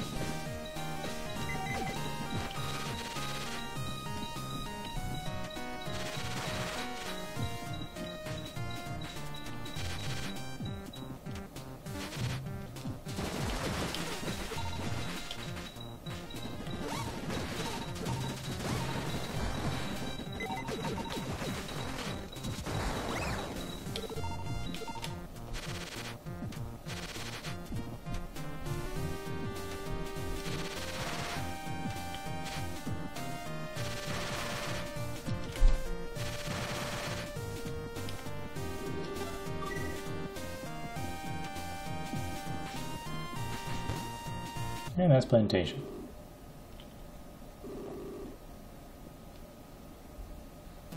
Yeah, it's time for the end game.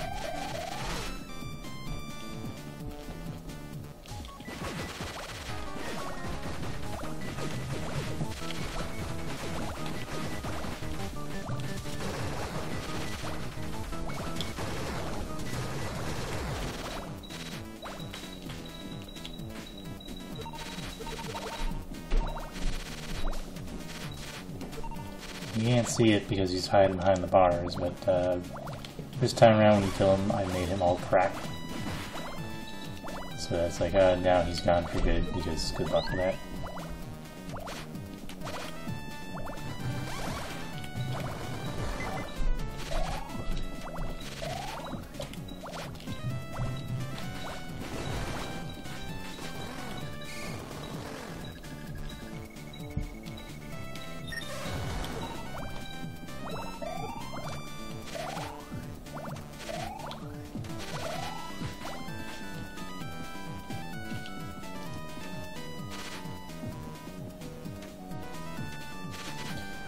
Now, if I'm being honest, this is probably my favorite boss in the game. Just 'cause.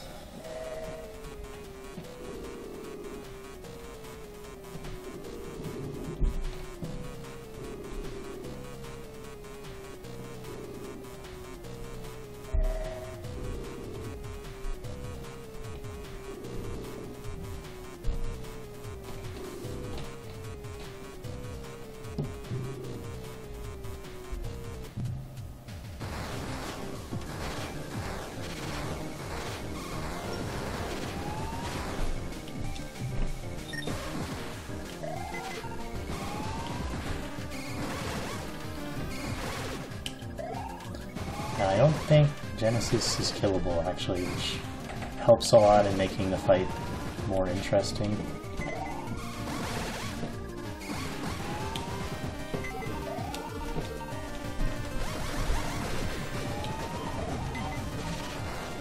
So something I couldn't help is that Oblivion doesn't actually do anything until he reaches the far left, which is why there's a long pause where he doesn't seem to exist anymore.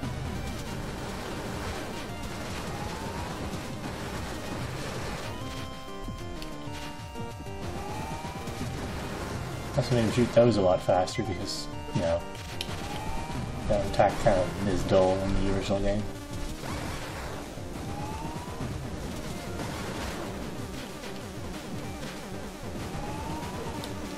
I really like this thing. It's actually kind of entertaining and fun.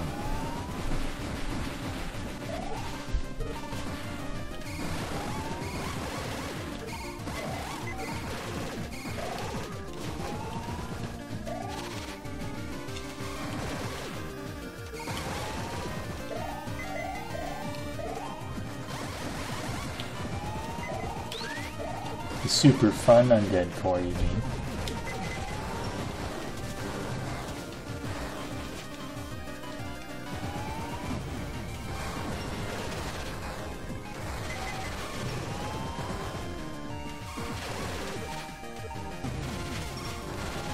Lore-wise, this is Oblivion, whose eye doubles as a mouth.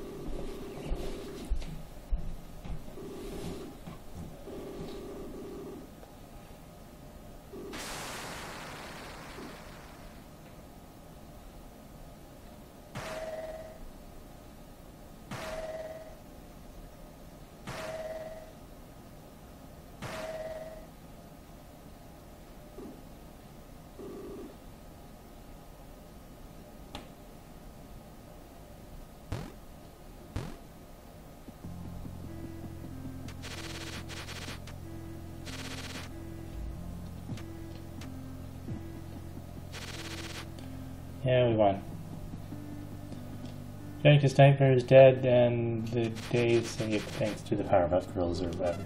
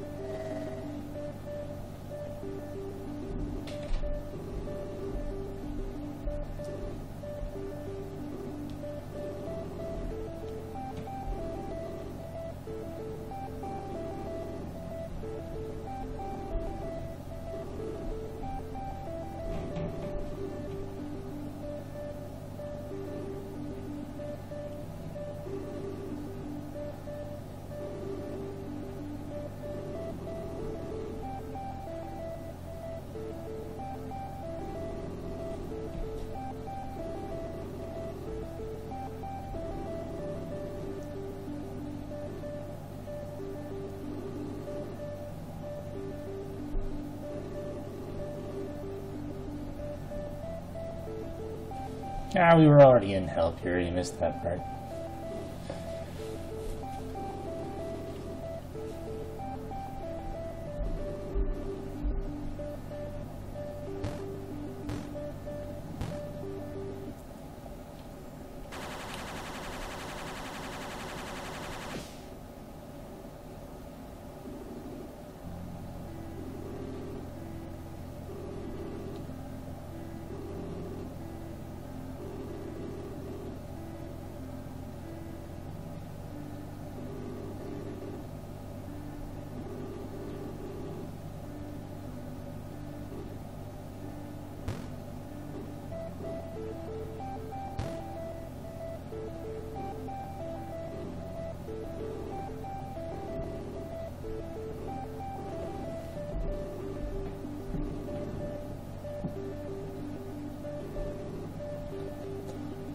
Hasn't it technically been like 5 hours if we think about this?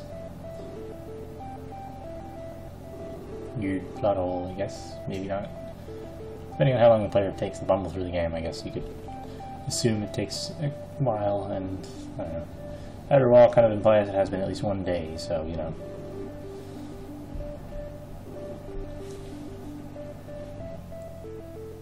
Well, and the underside, I guess. Although, I don't know, maybe the whole thing took place at night, who knows.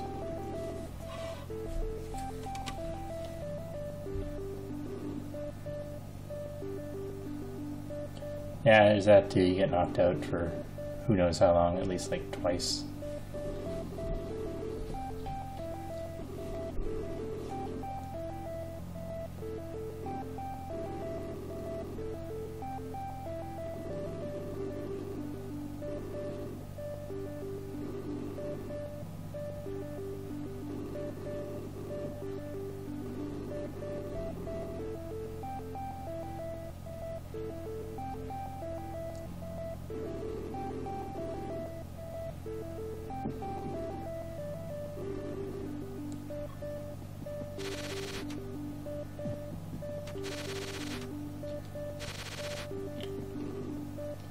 I guess we may as well talk to people before we leave.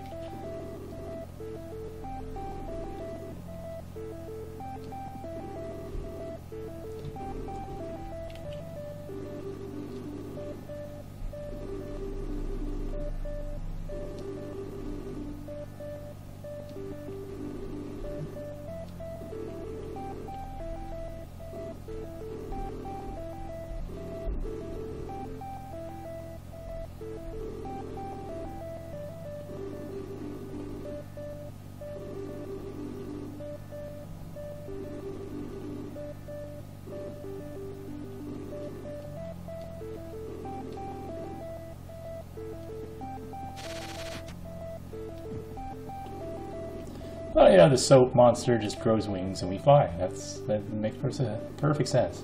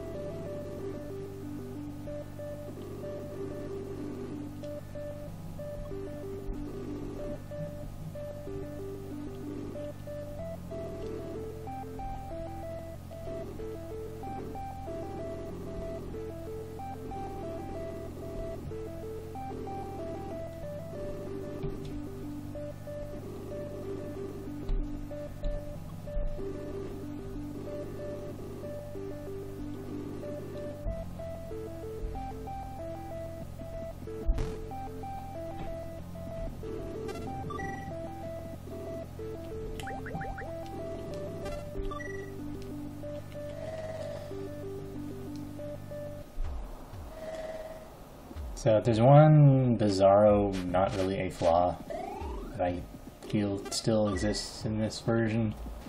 It's kind of like, I don't know, everything is clearly happy-go-lucky and you can just end the game here, which I'm going to do, because why not? But it feels, I don't know if, I don't know. It feels kind of abrupt is what I want to say, because I guess I don't know how to wrap a game up. Like, this is a perfectly valid end to the game. It makes perfect sense that we're done. We saved everything. We can leave now. So we leave. The end.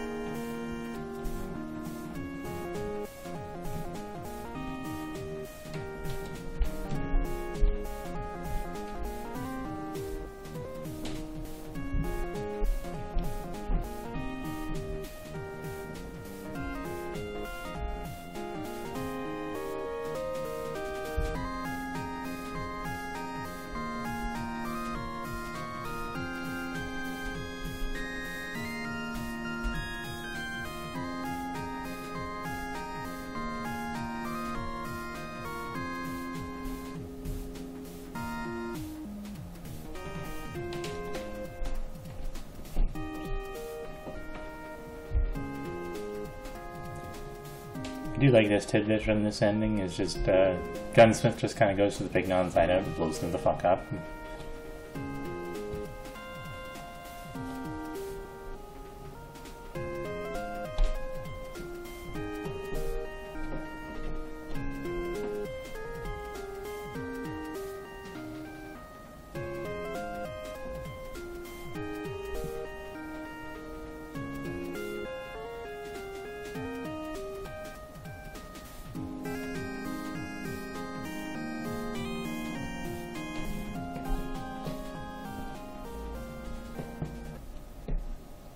Yes, Alex is a graphical porridge.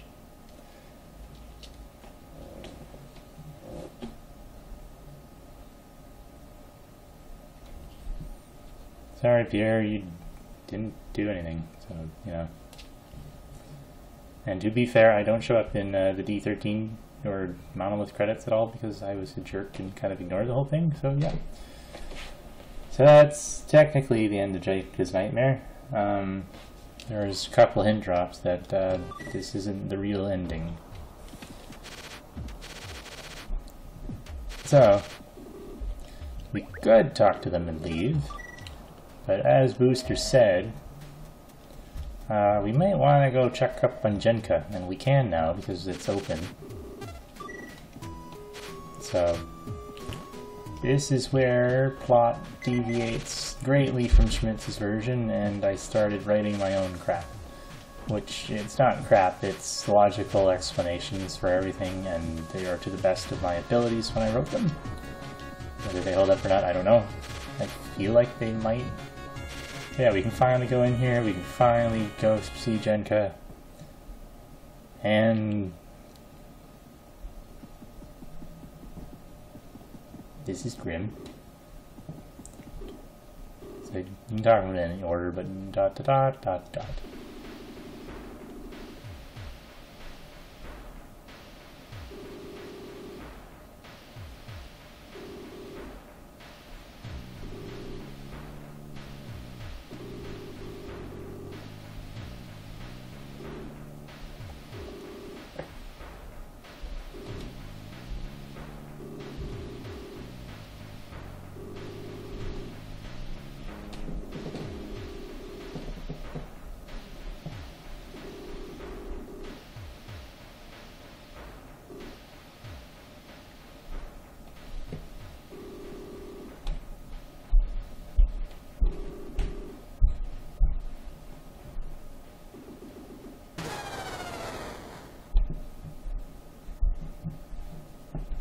Actually, I looked it up. It is, in fact, spit and image. It's not spitting image, it's spit and image is the correct phrasing.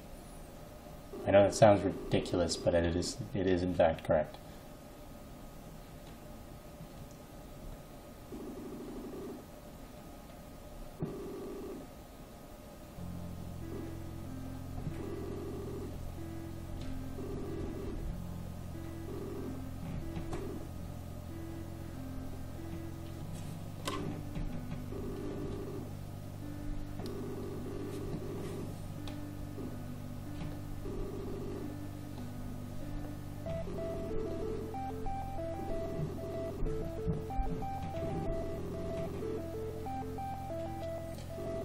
Yeah, Quartz is totes dead, yo.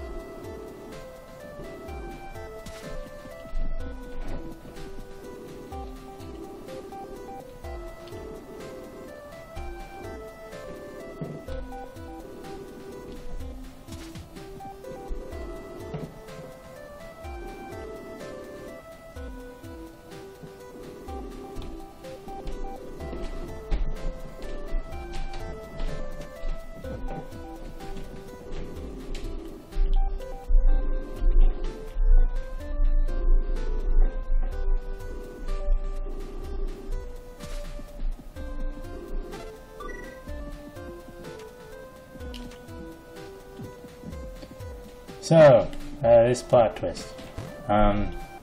Several factors.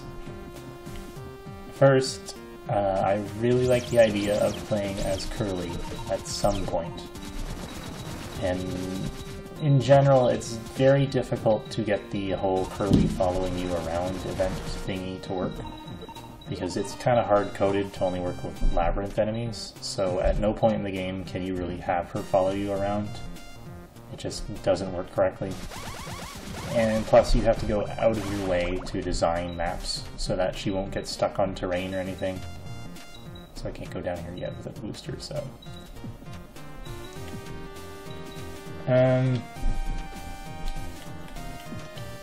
So, point A, I wanted to be able to play as Curly. Point B, I absolutely did not want Balos to just sort of happen to be the final boss a second time, because that's kind of just retarded. I'm not saying that... I can't say that. I'm not saying that the Doctor coming back again is any less retarded, but it makes some logical sense. Like, if you make a villain that just sort of keeps coming back and gets more and more dramatic, then you have an issue on your hands where if you can't kill him the first time, what makes the second time more permanent? And so, yeah. So to resolve that problem,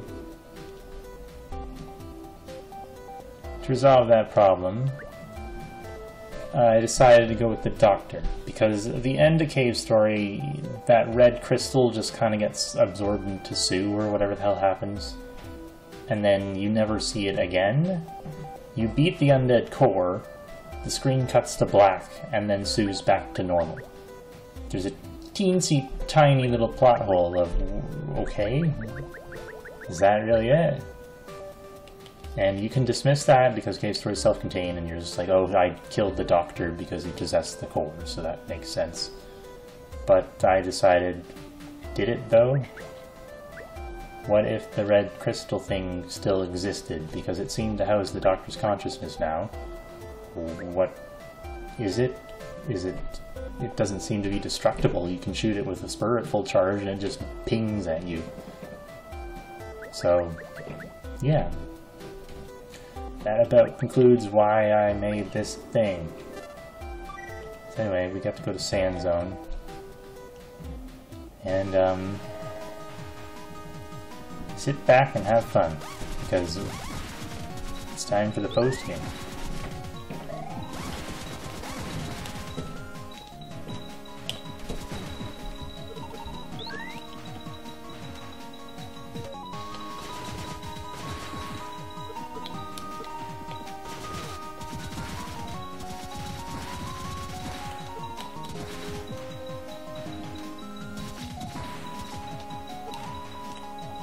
I don't have the booster right now, and something that's clear in Eternal Chaos, because I keep on taking away the ability to fly and all that bullshit toward the end game of that crappy mod. I do like the idea of taking the booster away from the player at least once toward the end of the game, because it does produce a challenge that the player won't exactly be prepared for. So like, I have the machine gun and I plan to hold the machine gun because using the fireball in this place is pretty awful.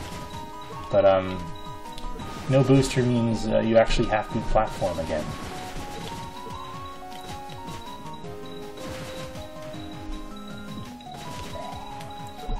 Yeah, Cave Story did in Plantation, but it didn't really challenge you with it. You just kind of don't have the booster anymore, and then you do some talking puzzles, and then you get it back. So you aren't really powerless without it. You're just forced to talk to things and move on.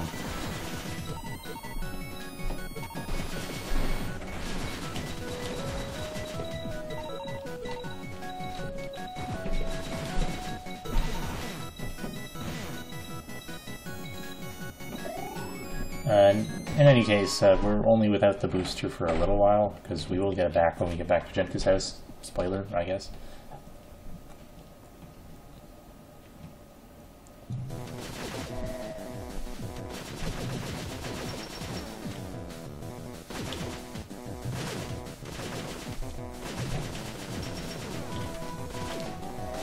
Also, no booster makes this boss actually a threat. This is an enraged Doctor.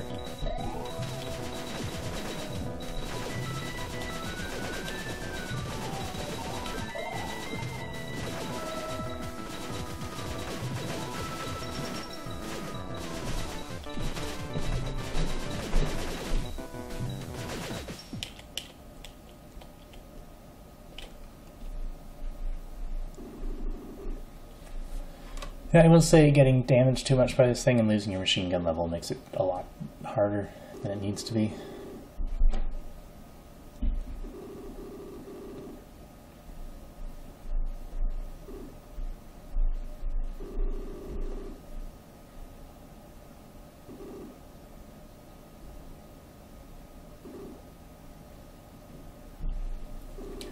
The boss rush is still in the game, and it still gives you the glasses and replaces the final boss theme with the Gurren Lagann theme, because I'm a dork. I ignored all the secret rooms that trigger the place because I don't really care to do them, and I don't really feel like doing the boss rush at all. The boss rush, I probably shouldn't have bothered. Like, I wanted to do it just because it would be neat as a challenge dealy. But in hindsight, nah. You kind of throw yourself into a corner trying to put bonus endgame stuff. Because K-Star doesn't really have any good rewards.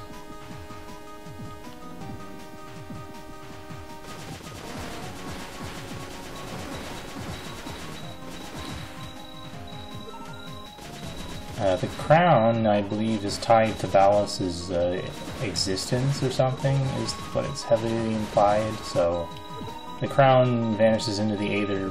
Presumably you just kind of destroyed it when you killed Date the first time. Or Date, whatever you would pronounce his name.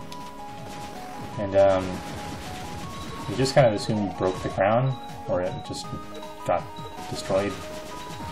And then when you kill Ballas, you break the curse and the crown never comes back. That's how I interpreted it.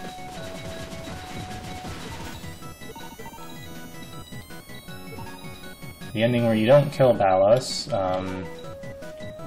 you never really learn that that curse sort of exists at all, and I guess you just sort of are led to assume that because the island crashed into the ground that everyone's dead and there's no need to worry about that happening ever again. Which may or may not be true. I'd love to see a functional and interesting cave story mod of the bad ending, where it's like, oh, the island fell and now Ballas is fucking murdering people. That might be a little edgy the way I put it, but it would make for an interesting mod. Like, you don't even have to play as Code or Curly anymore, you can play as, like, part of the resistance against Ballas. Or whatever.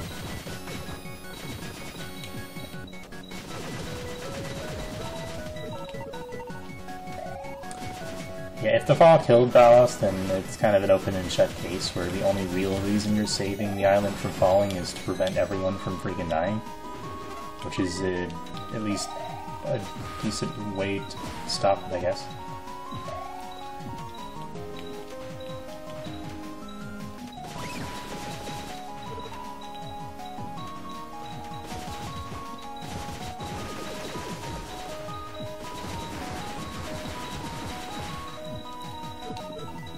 So I think I get the map system back when I get into Jenka's house as well, so we can look at what this map looks like. If I neglected to get this machine gun upgrade before, it would still be here. And same with the life out down there. Although, this time around you would be forced to damage boost, I think.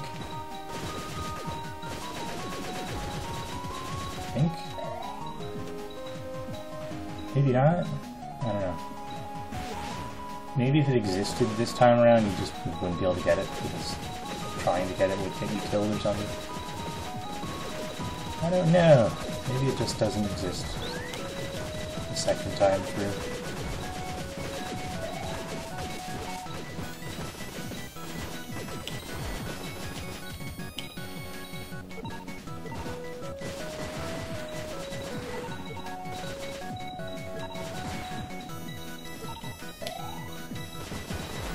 So the implication isn't that the Doctor is super strong because of the red crystal. The implication is he's not really super strong at all. He just kind of snuck up on Jenka at some point and then grabbed control of her magic somehow, and she's kind of in SOL. And so using Jenka's magic, he did all the bullshit that happened. The plot hole in that situation is how did he know to do this and all that, but I don't know.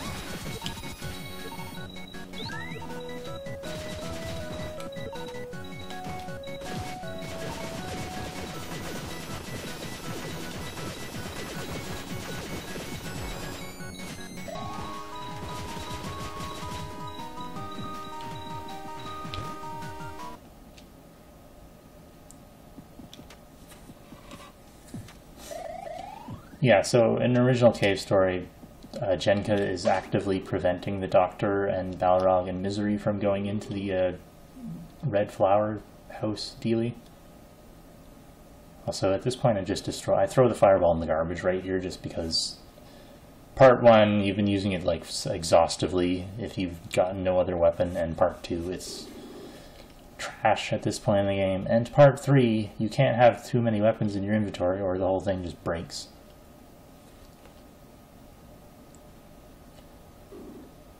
Also this. So you have the spur again, you gotta go get the spur with Curly now. Which I guess we'll do.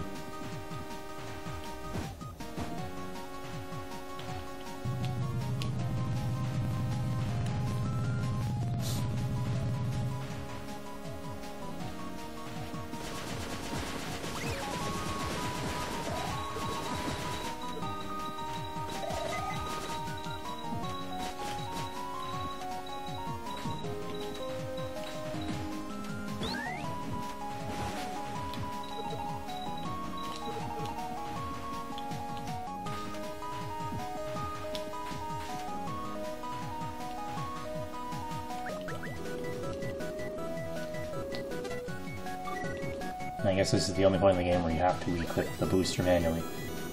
And for once it makes logical sense. Kind of. I'll pick that too. We have the arms barrier back, we got the afterburner back. Magic Journal now updates on Curly's behalf. We have the ignition key for those rockets now. Oh, never mind, Curly had this to begin with. And all this stuff.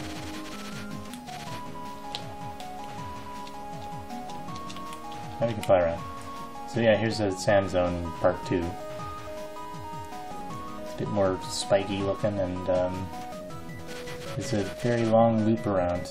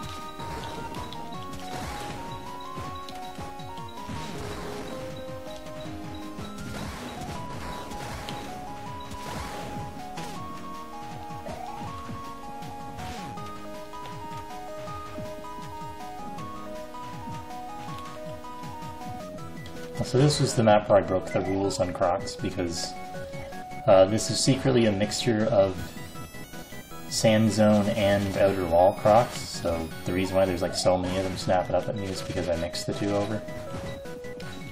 It gives the neat effect of making it really bizarre and difficult.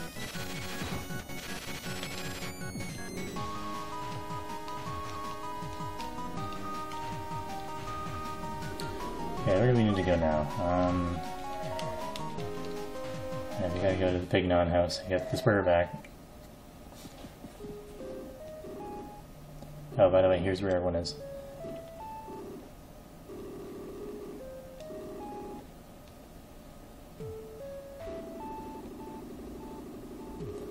I think this is the only instance in the game where I didn't capitalize the word "the." Oh well.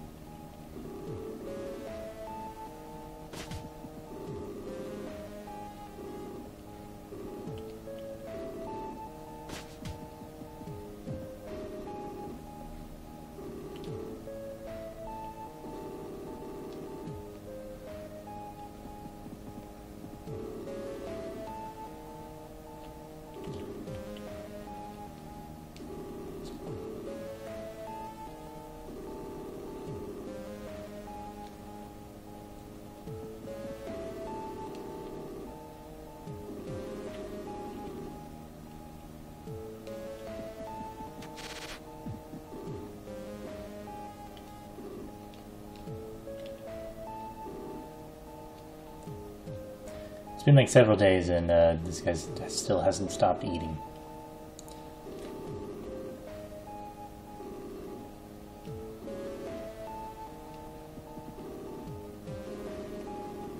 And that's the joke.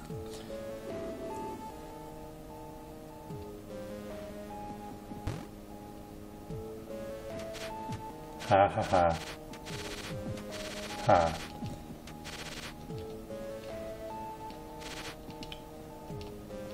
I think the other guys are in this house. Yeah.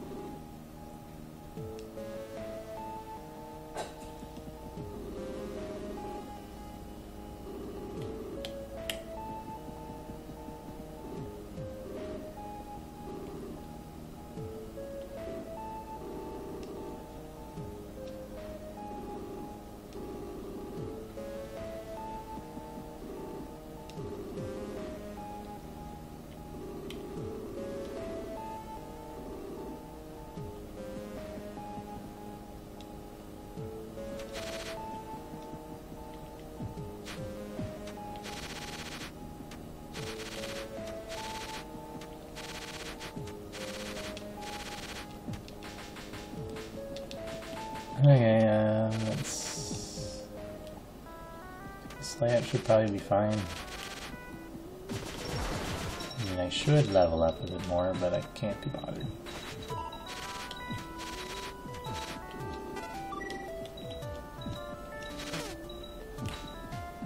Probably should have actually healed because I only have 3 missiles. Oh well.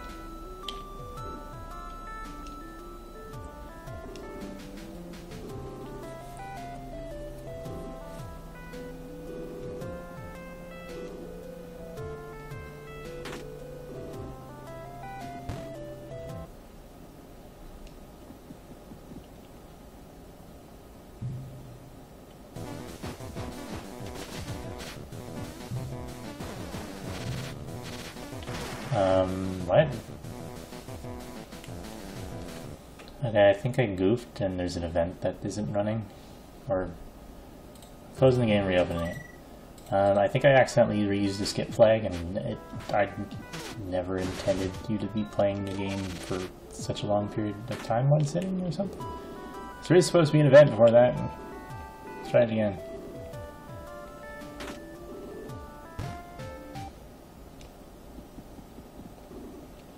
Case story scripting is kind of annoying because you can't really keep track of everything because nothing really tells you.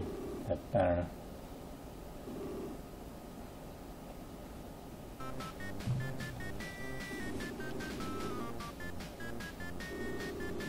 I guess we got spoiled with this.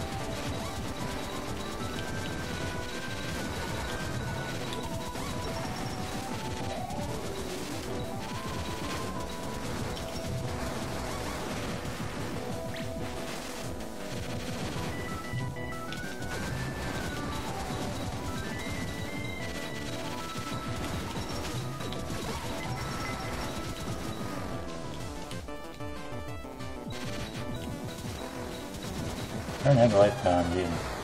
Oops.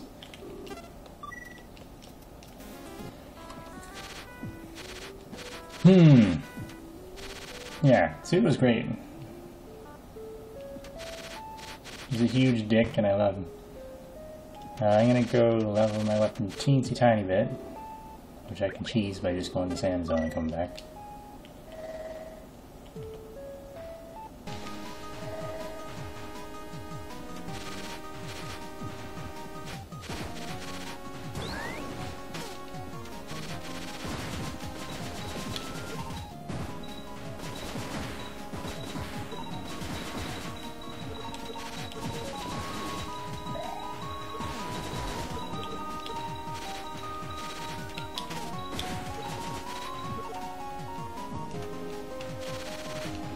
Into that.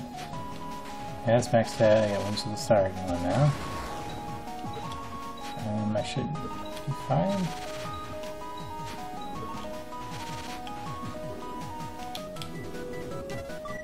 Yeah. Now this time I'll actually heal, so I'll have missile ammo.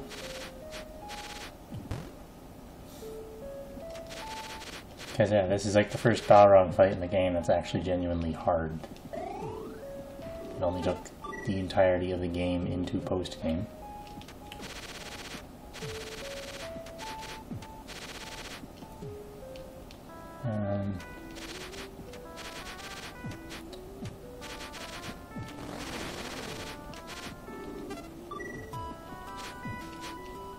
If I remember correctly, I forget if I actually used Poe Black.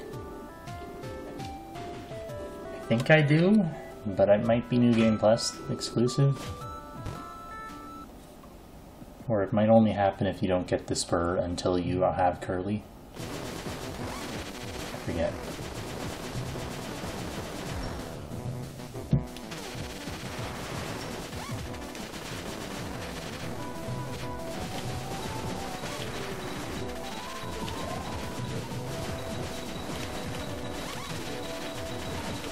Or maybe it happens after phase 3 of this fight, I'm not sure.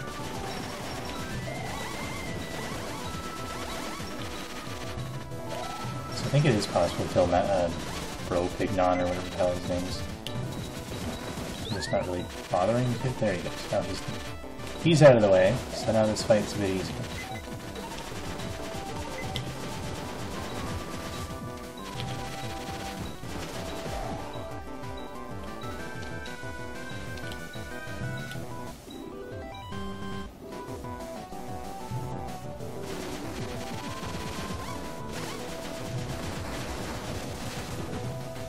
Pig no resets here. Don't have it too easy, can I?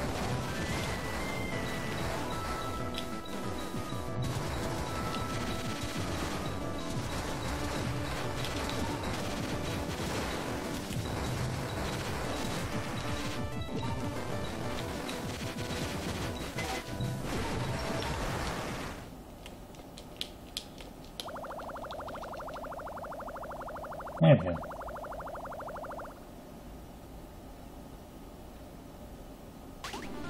No, I said super missile was strong. I said the regular missile wasn't.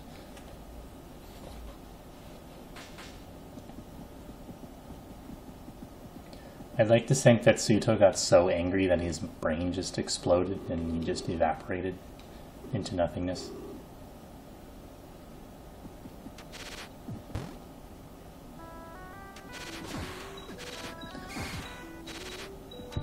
So I'm pretty sure if you neglect to get the spur at all until you have Curly,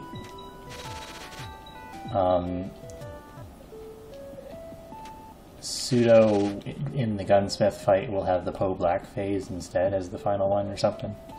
And then it kind of makes a little bit more sense that he does the Poe Black Crispy Death.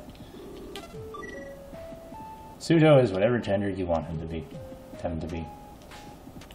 I don't know. He identifies as a toaster.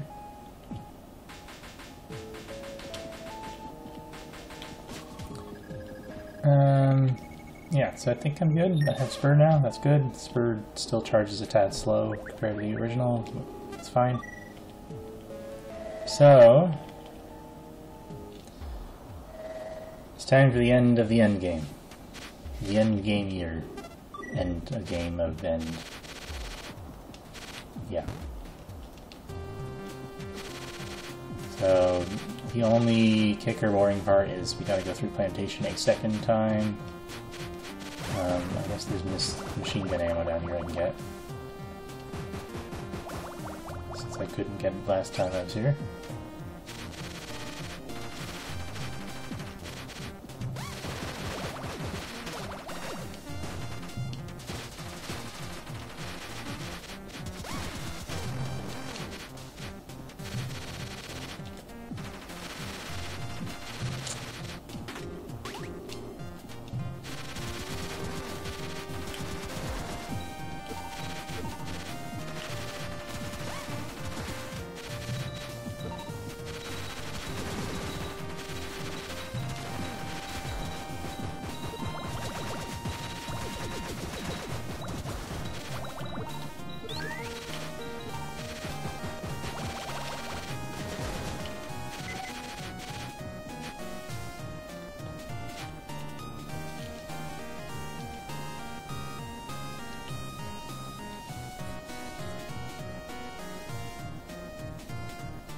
Hello, Charlie. You're a little late. We're near the very end of the game. You missed like half of the game, but you're here now.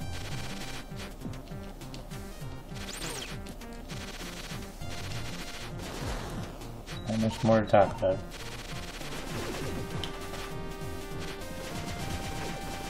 I guess to wrap up. On the whole, I still think that this version of Jenka, and I mean, without a doubt, this version of Jenka is the better version. And I still do like the story obligations.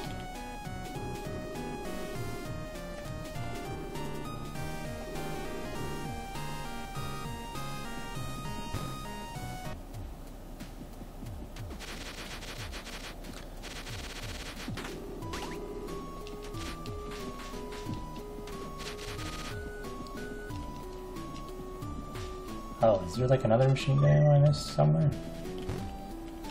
It's an odd number to have it end at. It's 140. Should be 160, I think. Anyway, fortunately we don't actually have to go through all Plantation, because, yeah. Rocket thingy.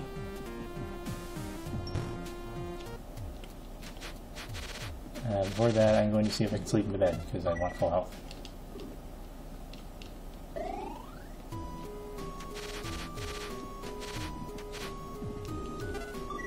Yeah, I put a lot of effort into this version of Jenka.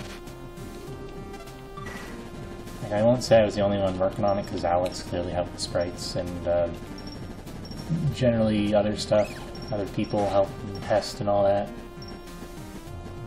Story-wise, on the whole, I think I did the best I could, because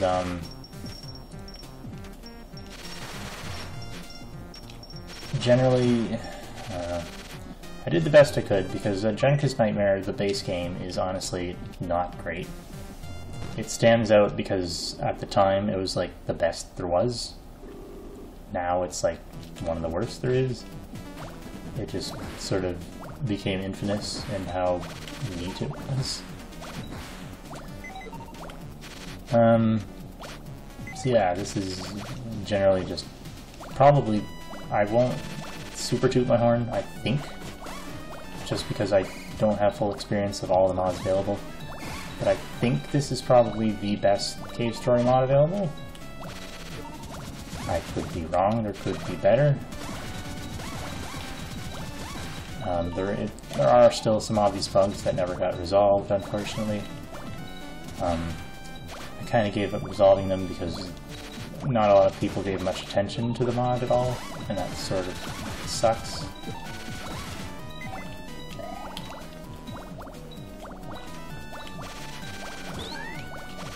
There are like some streamers, at least one streamer, I know Deceased Crab, I would have liked him to play through the mod, but he just didn't like it at the first go. I think it was like an earlier demo of the game, so the difficulty in the beginning was kind of junky, but I don't know. I mean, if there's any other YouTube streamers who want to play it, then that's great. The only guy who has actually played through it entirely is some dude named Artie, who is, I don't know, sort of a dork, sort of a very I love Bindings of Isaac type of guy, sort of a I love Five Nights at Freddy's sort of guy. But he's like the only one who actually played the game on YouTube through its entirety, from start to finish. A couple of people started doing that, and then it never finished for them. So.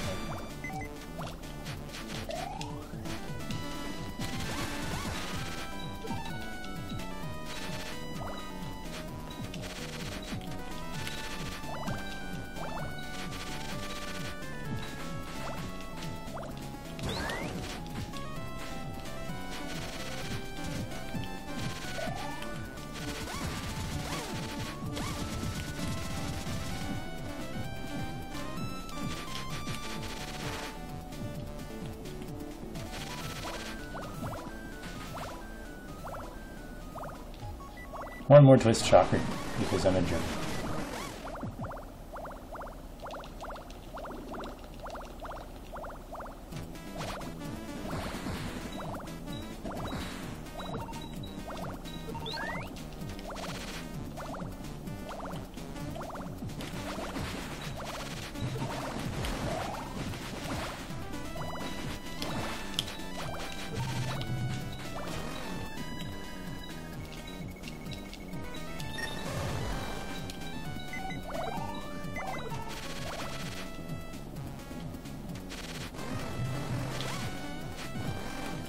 I know, I kind of left cave story modding like around the time that friggin' Poop Story came out, because whether it's a joke or not, the fact that something called Poop Story lasted in a forum topic longer than a day is kind of distressing. So if it's a better community and it's better than it was, then good. I'm glad.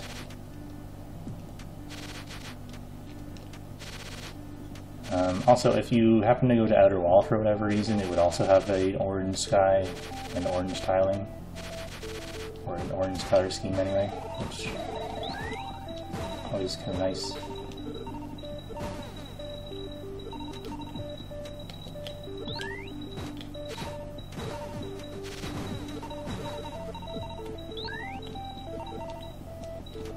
Yes, Date is the one who sicked those Mimiga on Curly. And, you can guess what 4 Mimiga they may have been.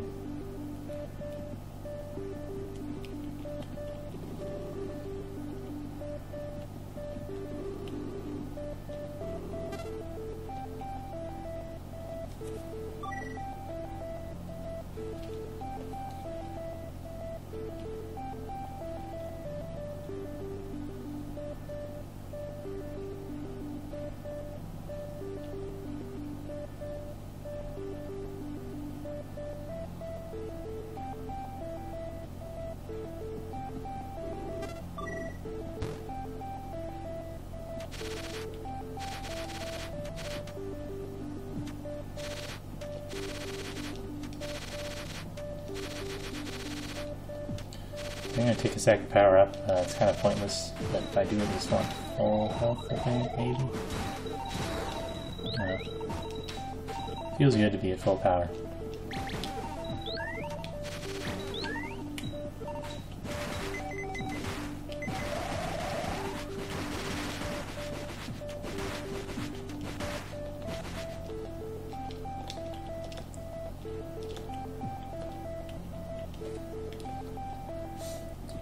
Alrighty, so here's the point of no return. I don't think there's anything left to get in the game right now. I have everything. Some bizarre bug happened and I lost 3 missiles for some reason. Oh well. I'm down at least 20 machine gun ammo, I think. I'm down like half the snake ammo because I was a dork and grabbed them all immediately. Same with the bubbler, I'm down a little bit. I think the max might be like 120 or something. That's about it. Nemesis you can't get without New Game Plus because Mr. Little is permanently dead unless, you know, you bring him with you or something. So yeah. Here comes the only cringe in the game, I would say. It's still logical, but it's still kind of cringy. There was once a customs right. There was once what the hell is this site called? Fanfiction.net. There's some fanfiction cave story that I kind of liked, and this is kind of a big nod to that.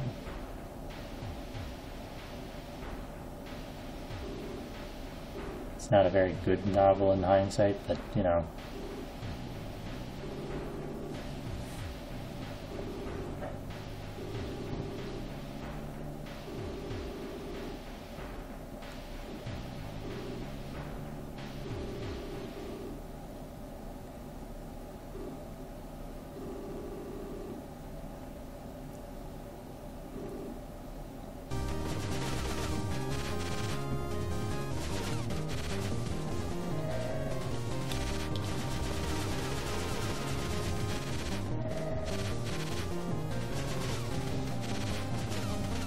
Also fun custom remix of Recharge, or Charge, or whatever.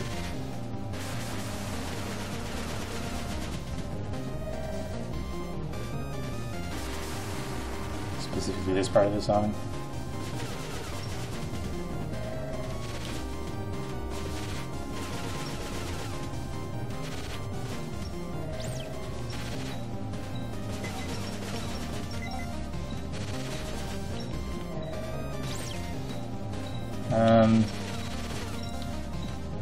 So the red flying blood drop with Beelies around him can hurt you, like 3 damage a hit each. So that's kind of the only part of this fight that makes it a little bit more difficult than Misery. It's still pretty easy, it's still Misery. Misery's like the easiest boss in the game.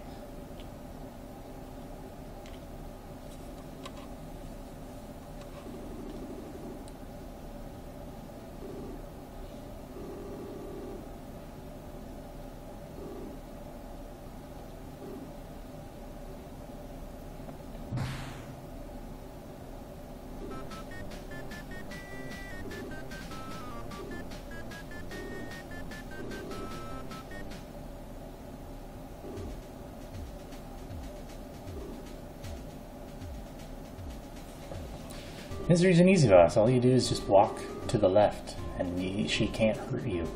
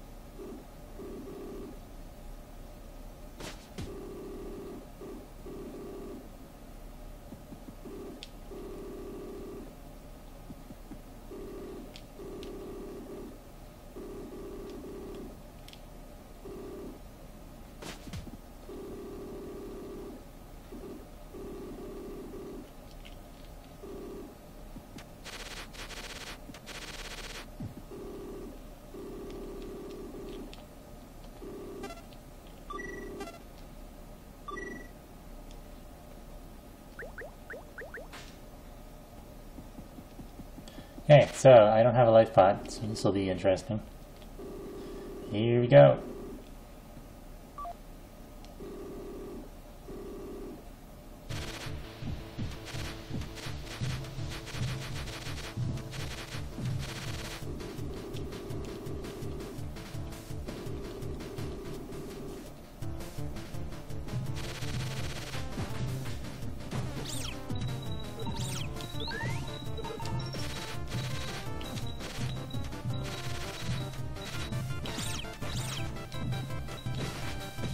So right off the bat, one thing I did do, because original hell is friggin' stupid, is I made these blocks fall a lot slower in general, and I think it makes the difficulty a lot better, because you don't have to worry about getting fucked by them.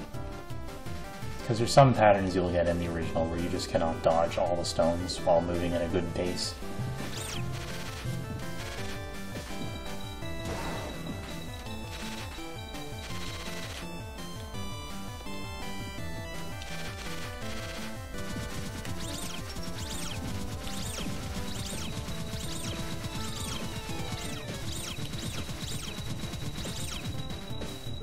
Oh, it's not gonna bother speed running this thing. I probably could, but eh. We're under no obligation to go super fast, we have infinite time.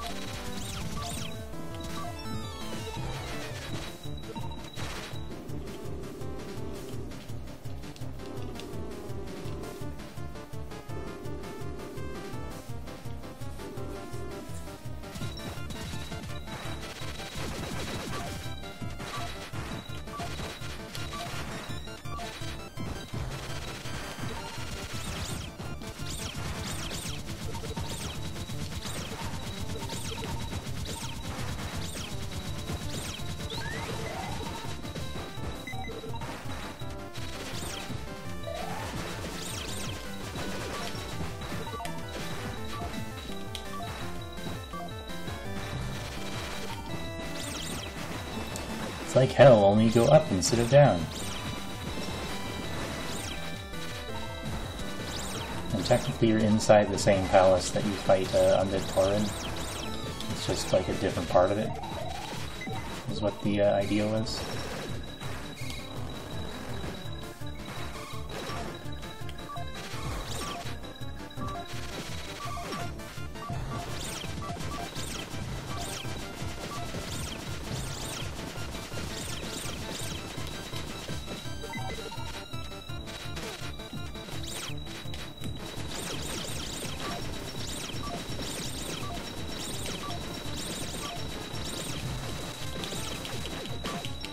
Machine gun confirmed OP.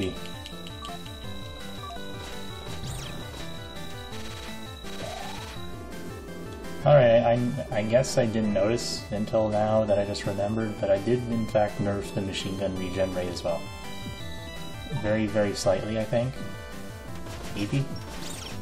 Maybe I'm wrong, actually. Maybe that's the default rate. I want to say I reduced it by like 1 point of time or something.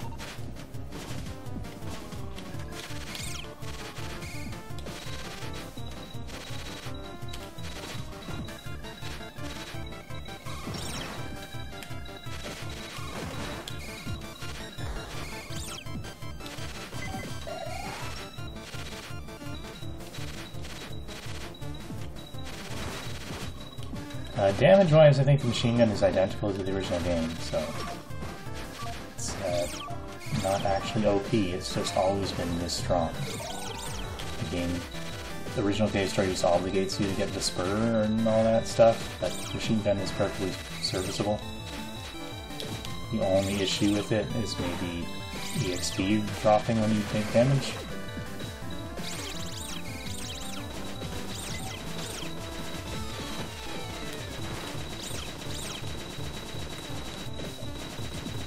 Taking more damage than I would like right now.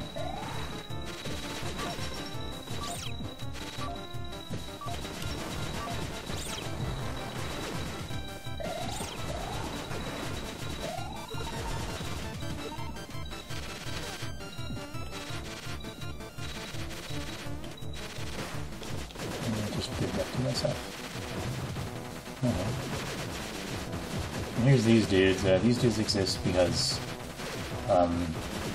this sprite existed somewhere in Cave Stories files, so I felt like, hey, why not reuse it somewhere? And so I thought at some point, hey, what if the red demon, what if there were two of them? How would that fight go?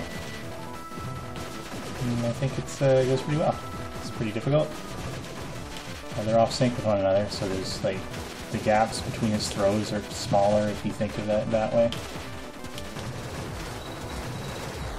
Just if I'm not attacking, I can't kill them, so I should probably attack. There we go. I got 23 health to kill the final boss with.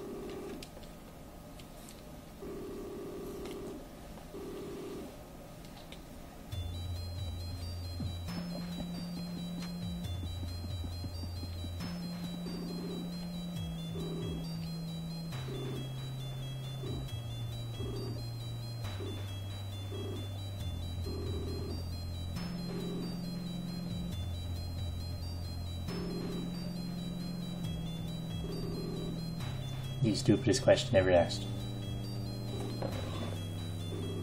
I would say the ending thingy right now going on and all the weeb shit, it's kind of very slightly still cringe.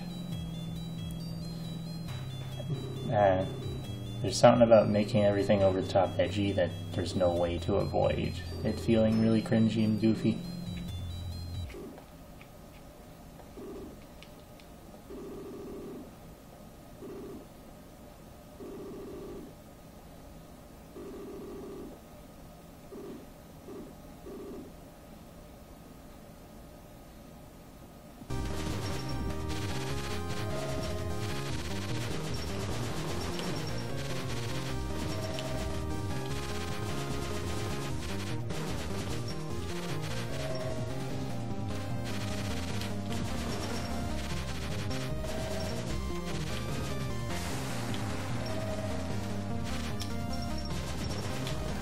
And ultimately, the real reason the Doctor is the true villain is just so I can have this fight make sense, I guess. I don't know.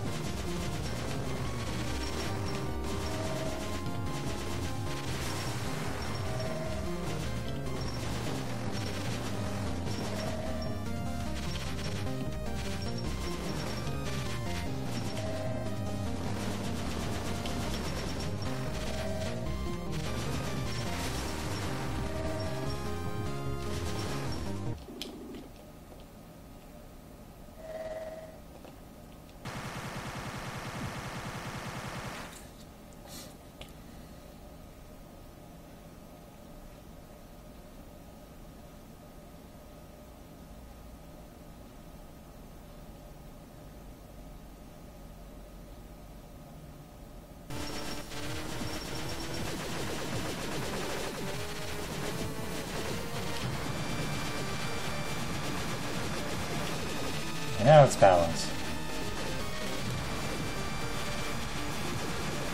Fortunately, balance is another easy fight when you know the right approaches, but just kind of stay away from him.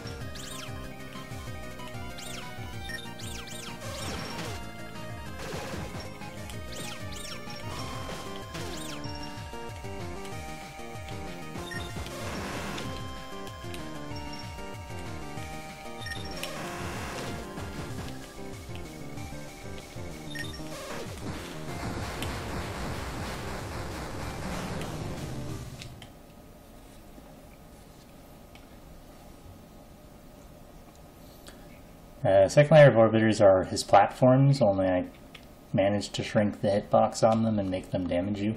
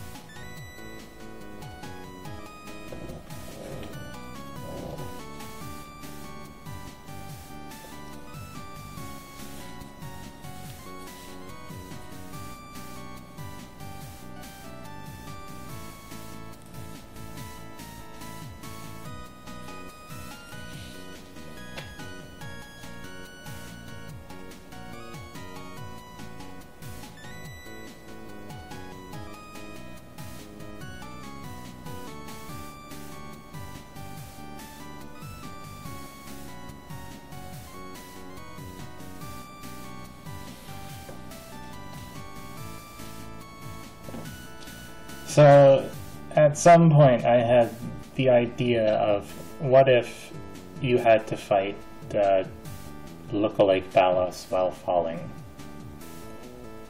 And so the way you turn around is you just kind of go far enough to one side of the screen that a vertical event will turn you. It's kind of risque because if you trigger it while like inside an enemy hitbox or something, you'll take damage twice or something. Yeah, I am still happy with the ending of the game, at least. It's just a little tiny bit of cringe with the doctor and all the blood red crap, but yeah.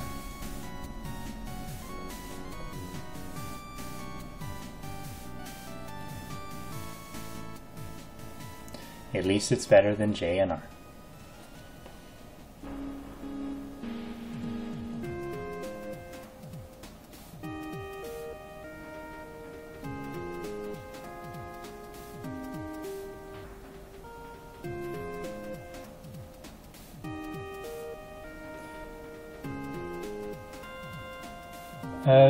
One issue that would avoid, like, I don't know, one reason I didn't explicitly hack it to let you turn around, although it would have been nice, is you don't necessarily want to face away from him when you're moving away from him.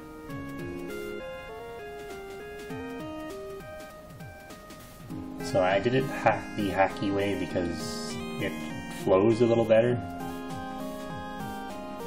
And like, unless you can hard code it to always face you a specific direction with a certain X coordinate, or then that would probably work out the best, I would think. Because like everywhere from the left to the middle of the map, you should probably be facing toward the right, and everywhere for the right half of the map, you should be facing toward the left. At least specifically for this boss. I'm sure there's uses for that uni thing that you might want to have free direction turning and all that, but hold shift key to not turn around.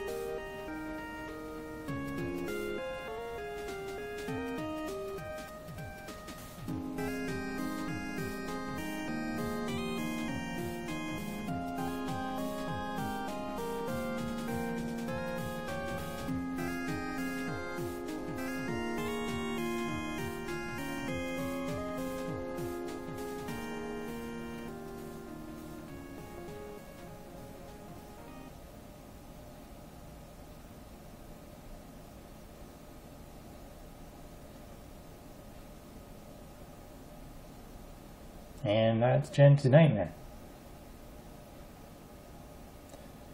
Still think it's pretty good. It's no J&R and Sue's necklace making perfect sense, but it's pretty good. Now I need to figure out what to stream next time.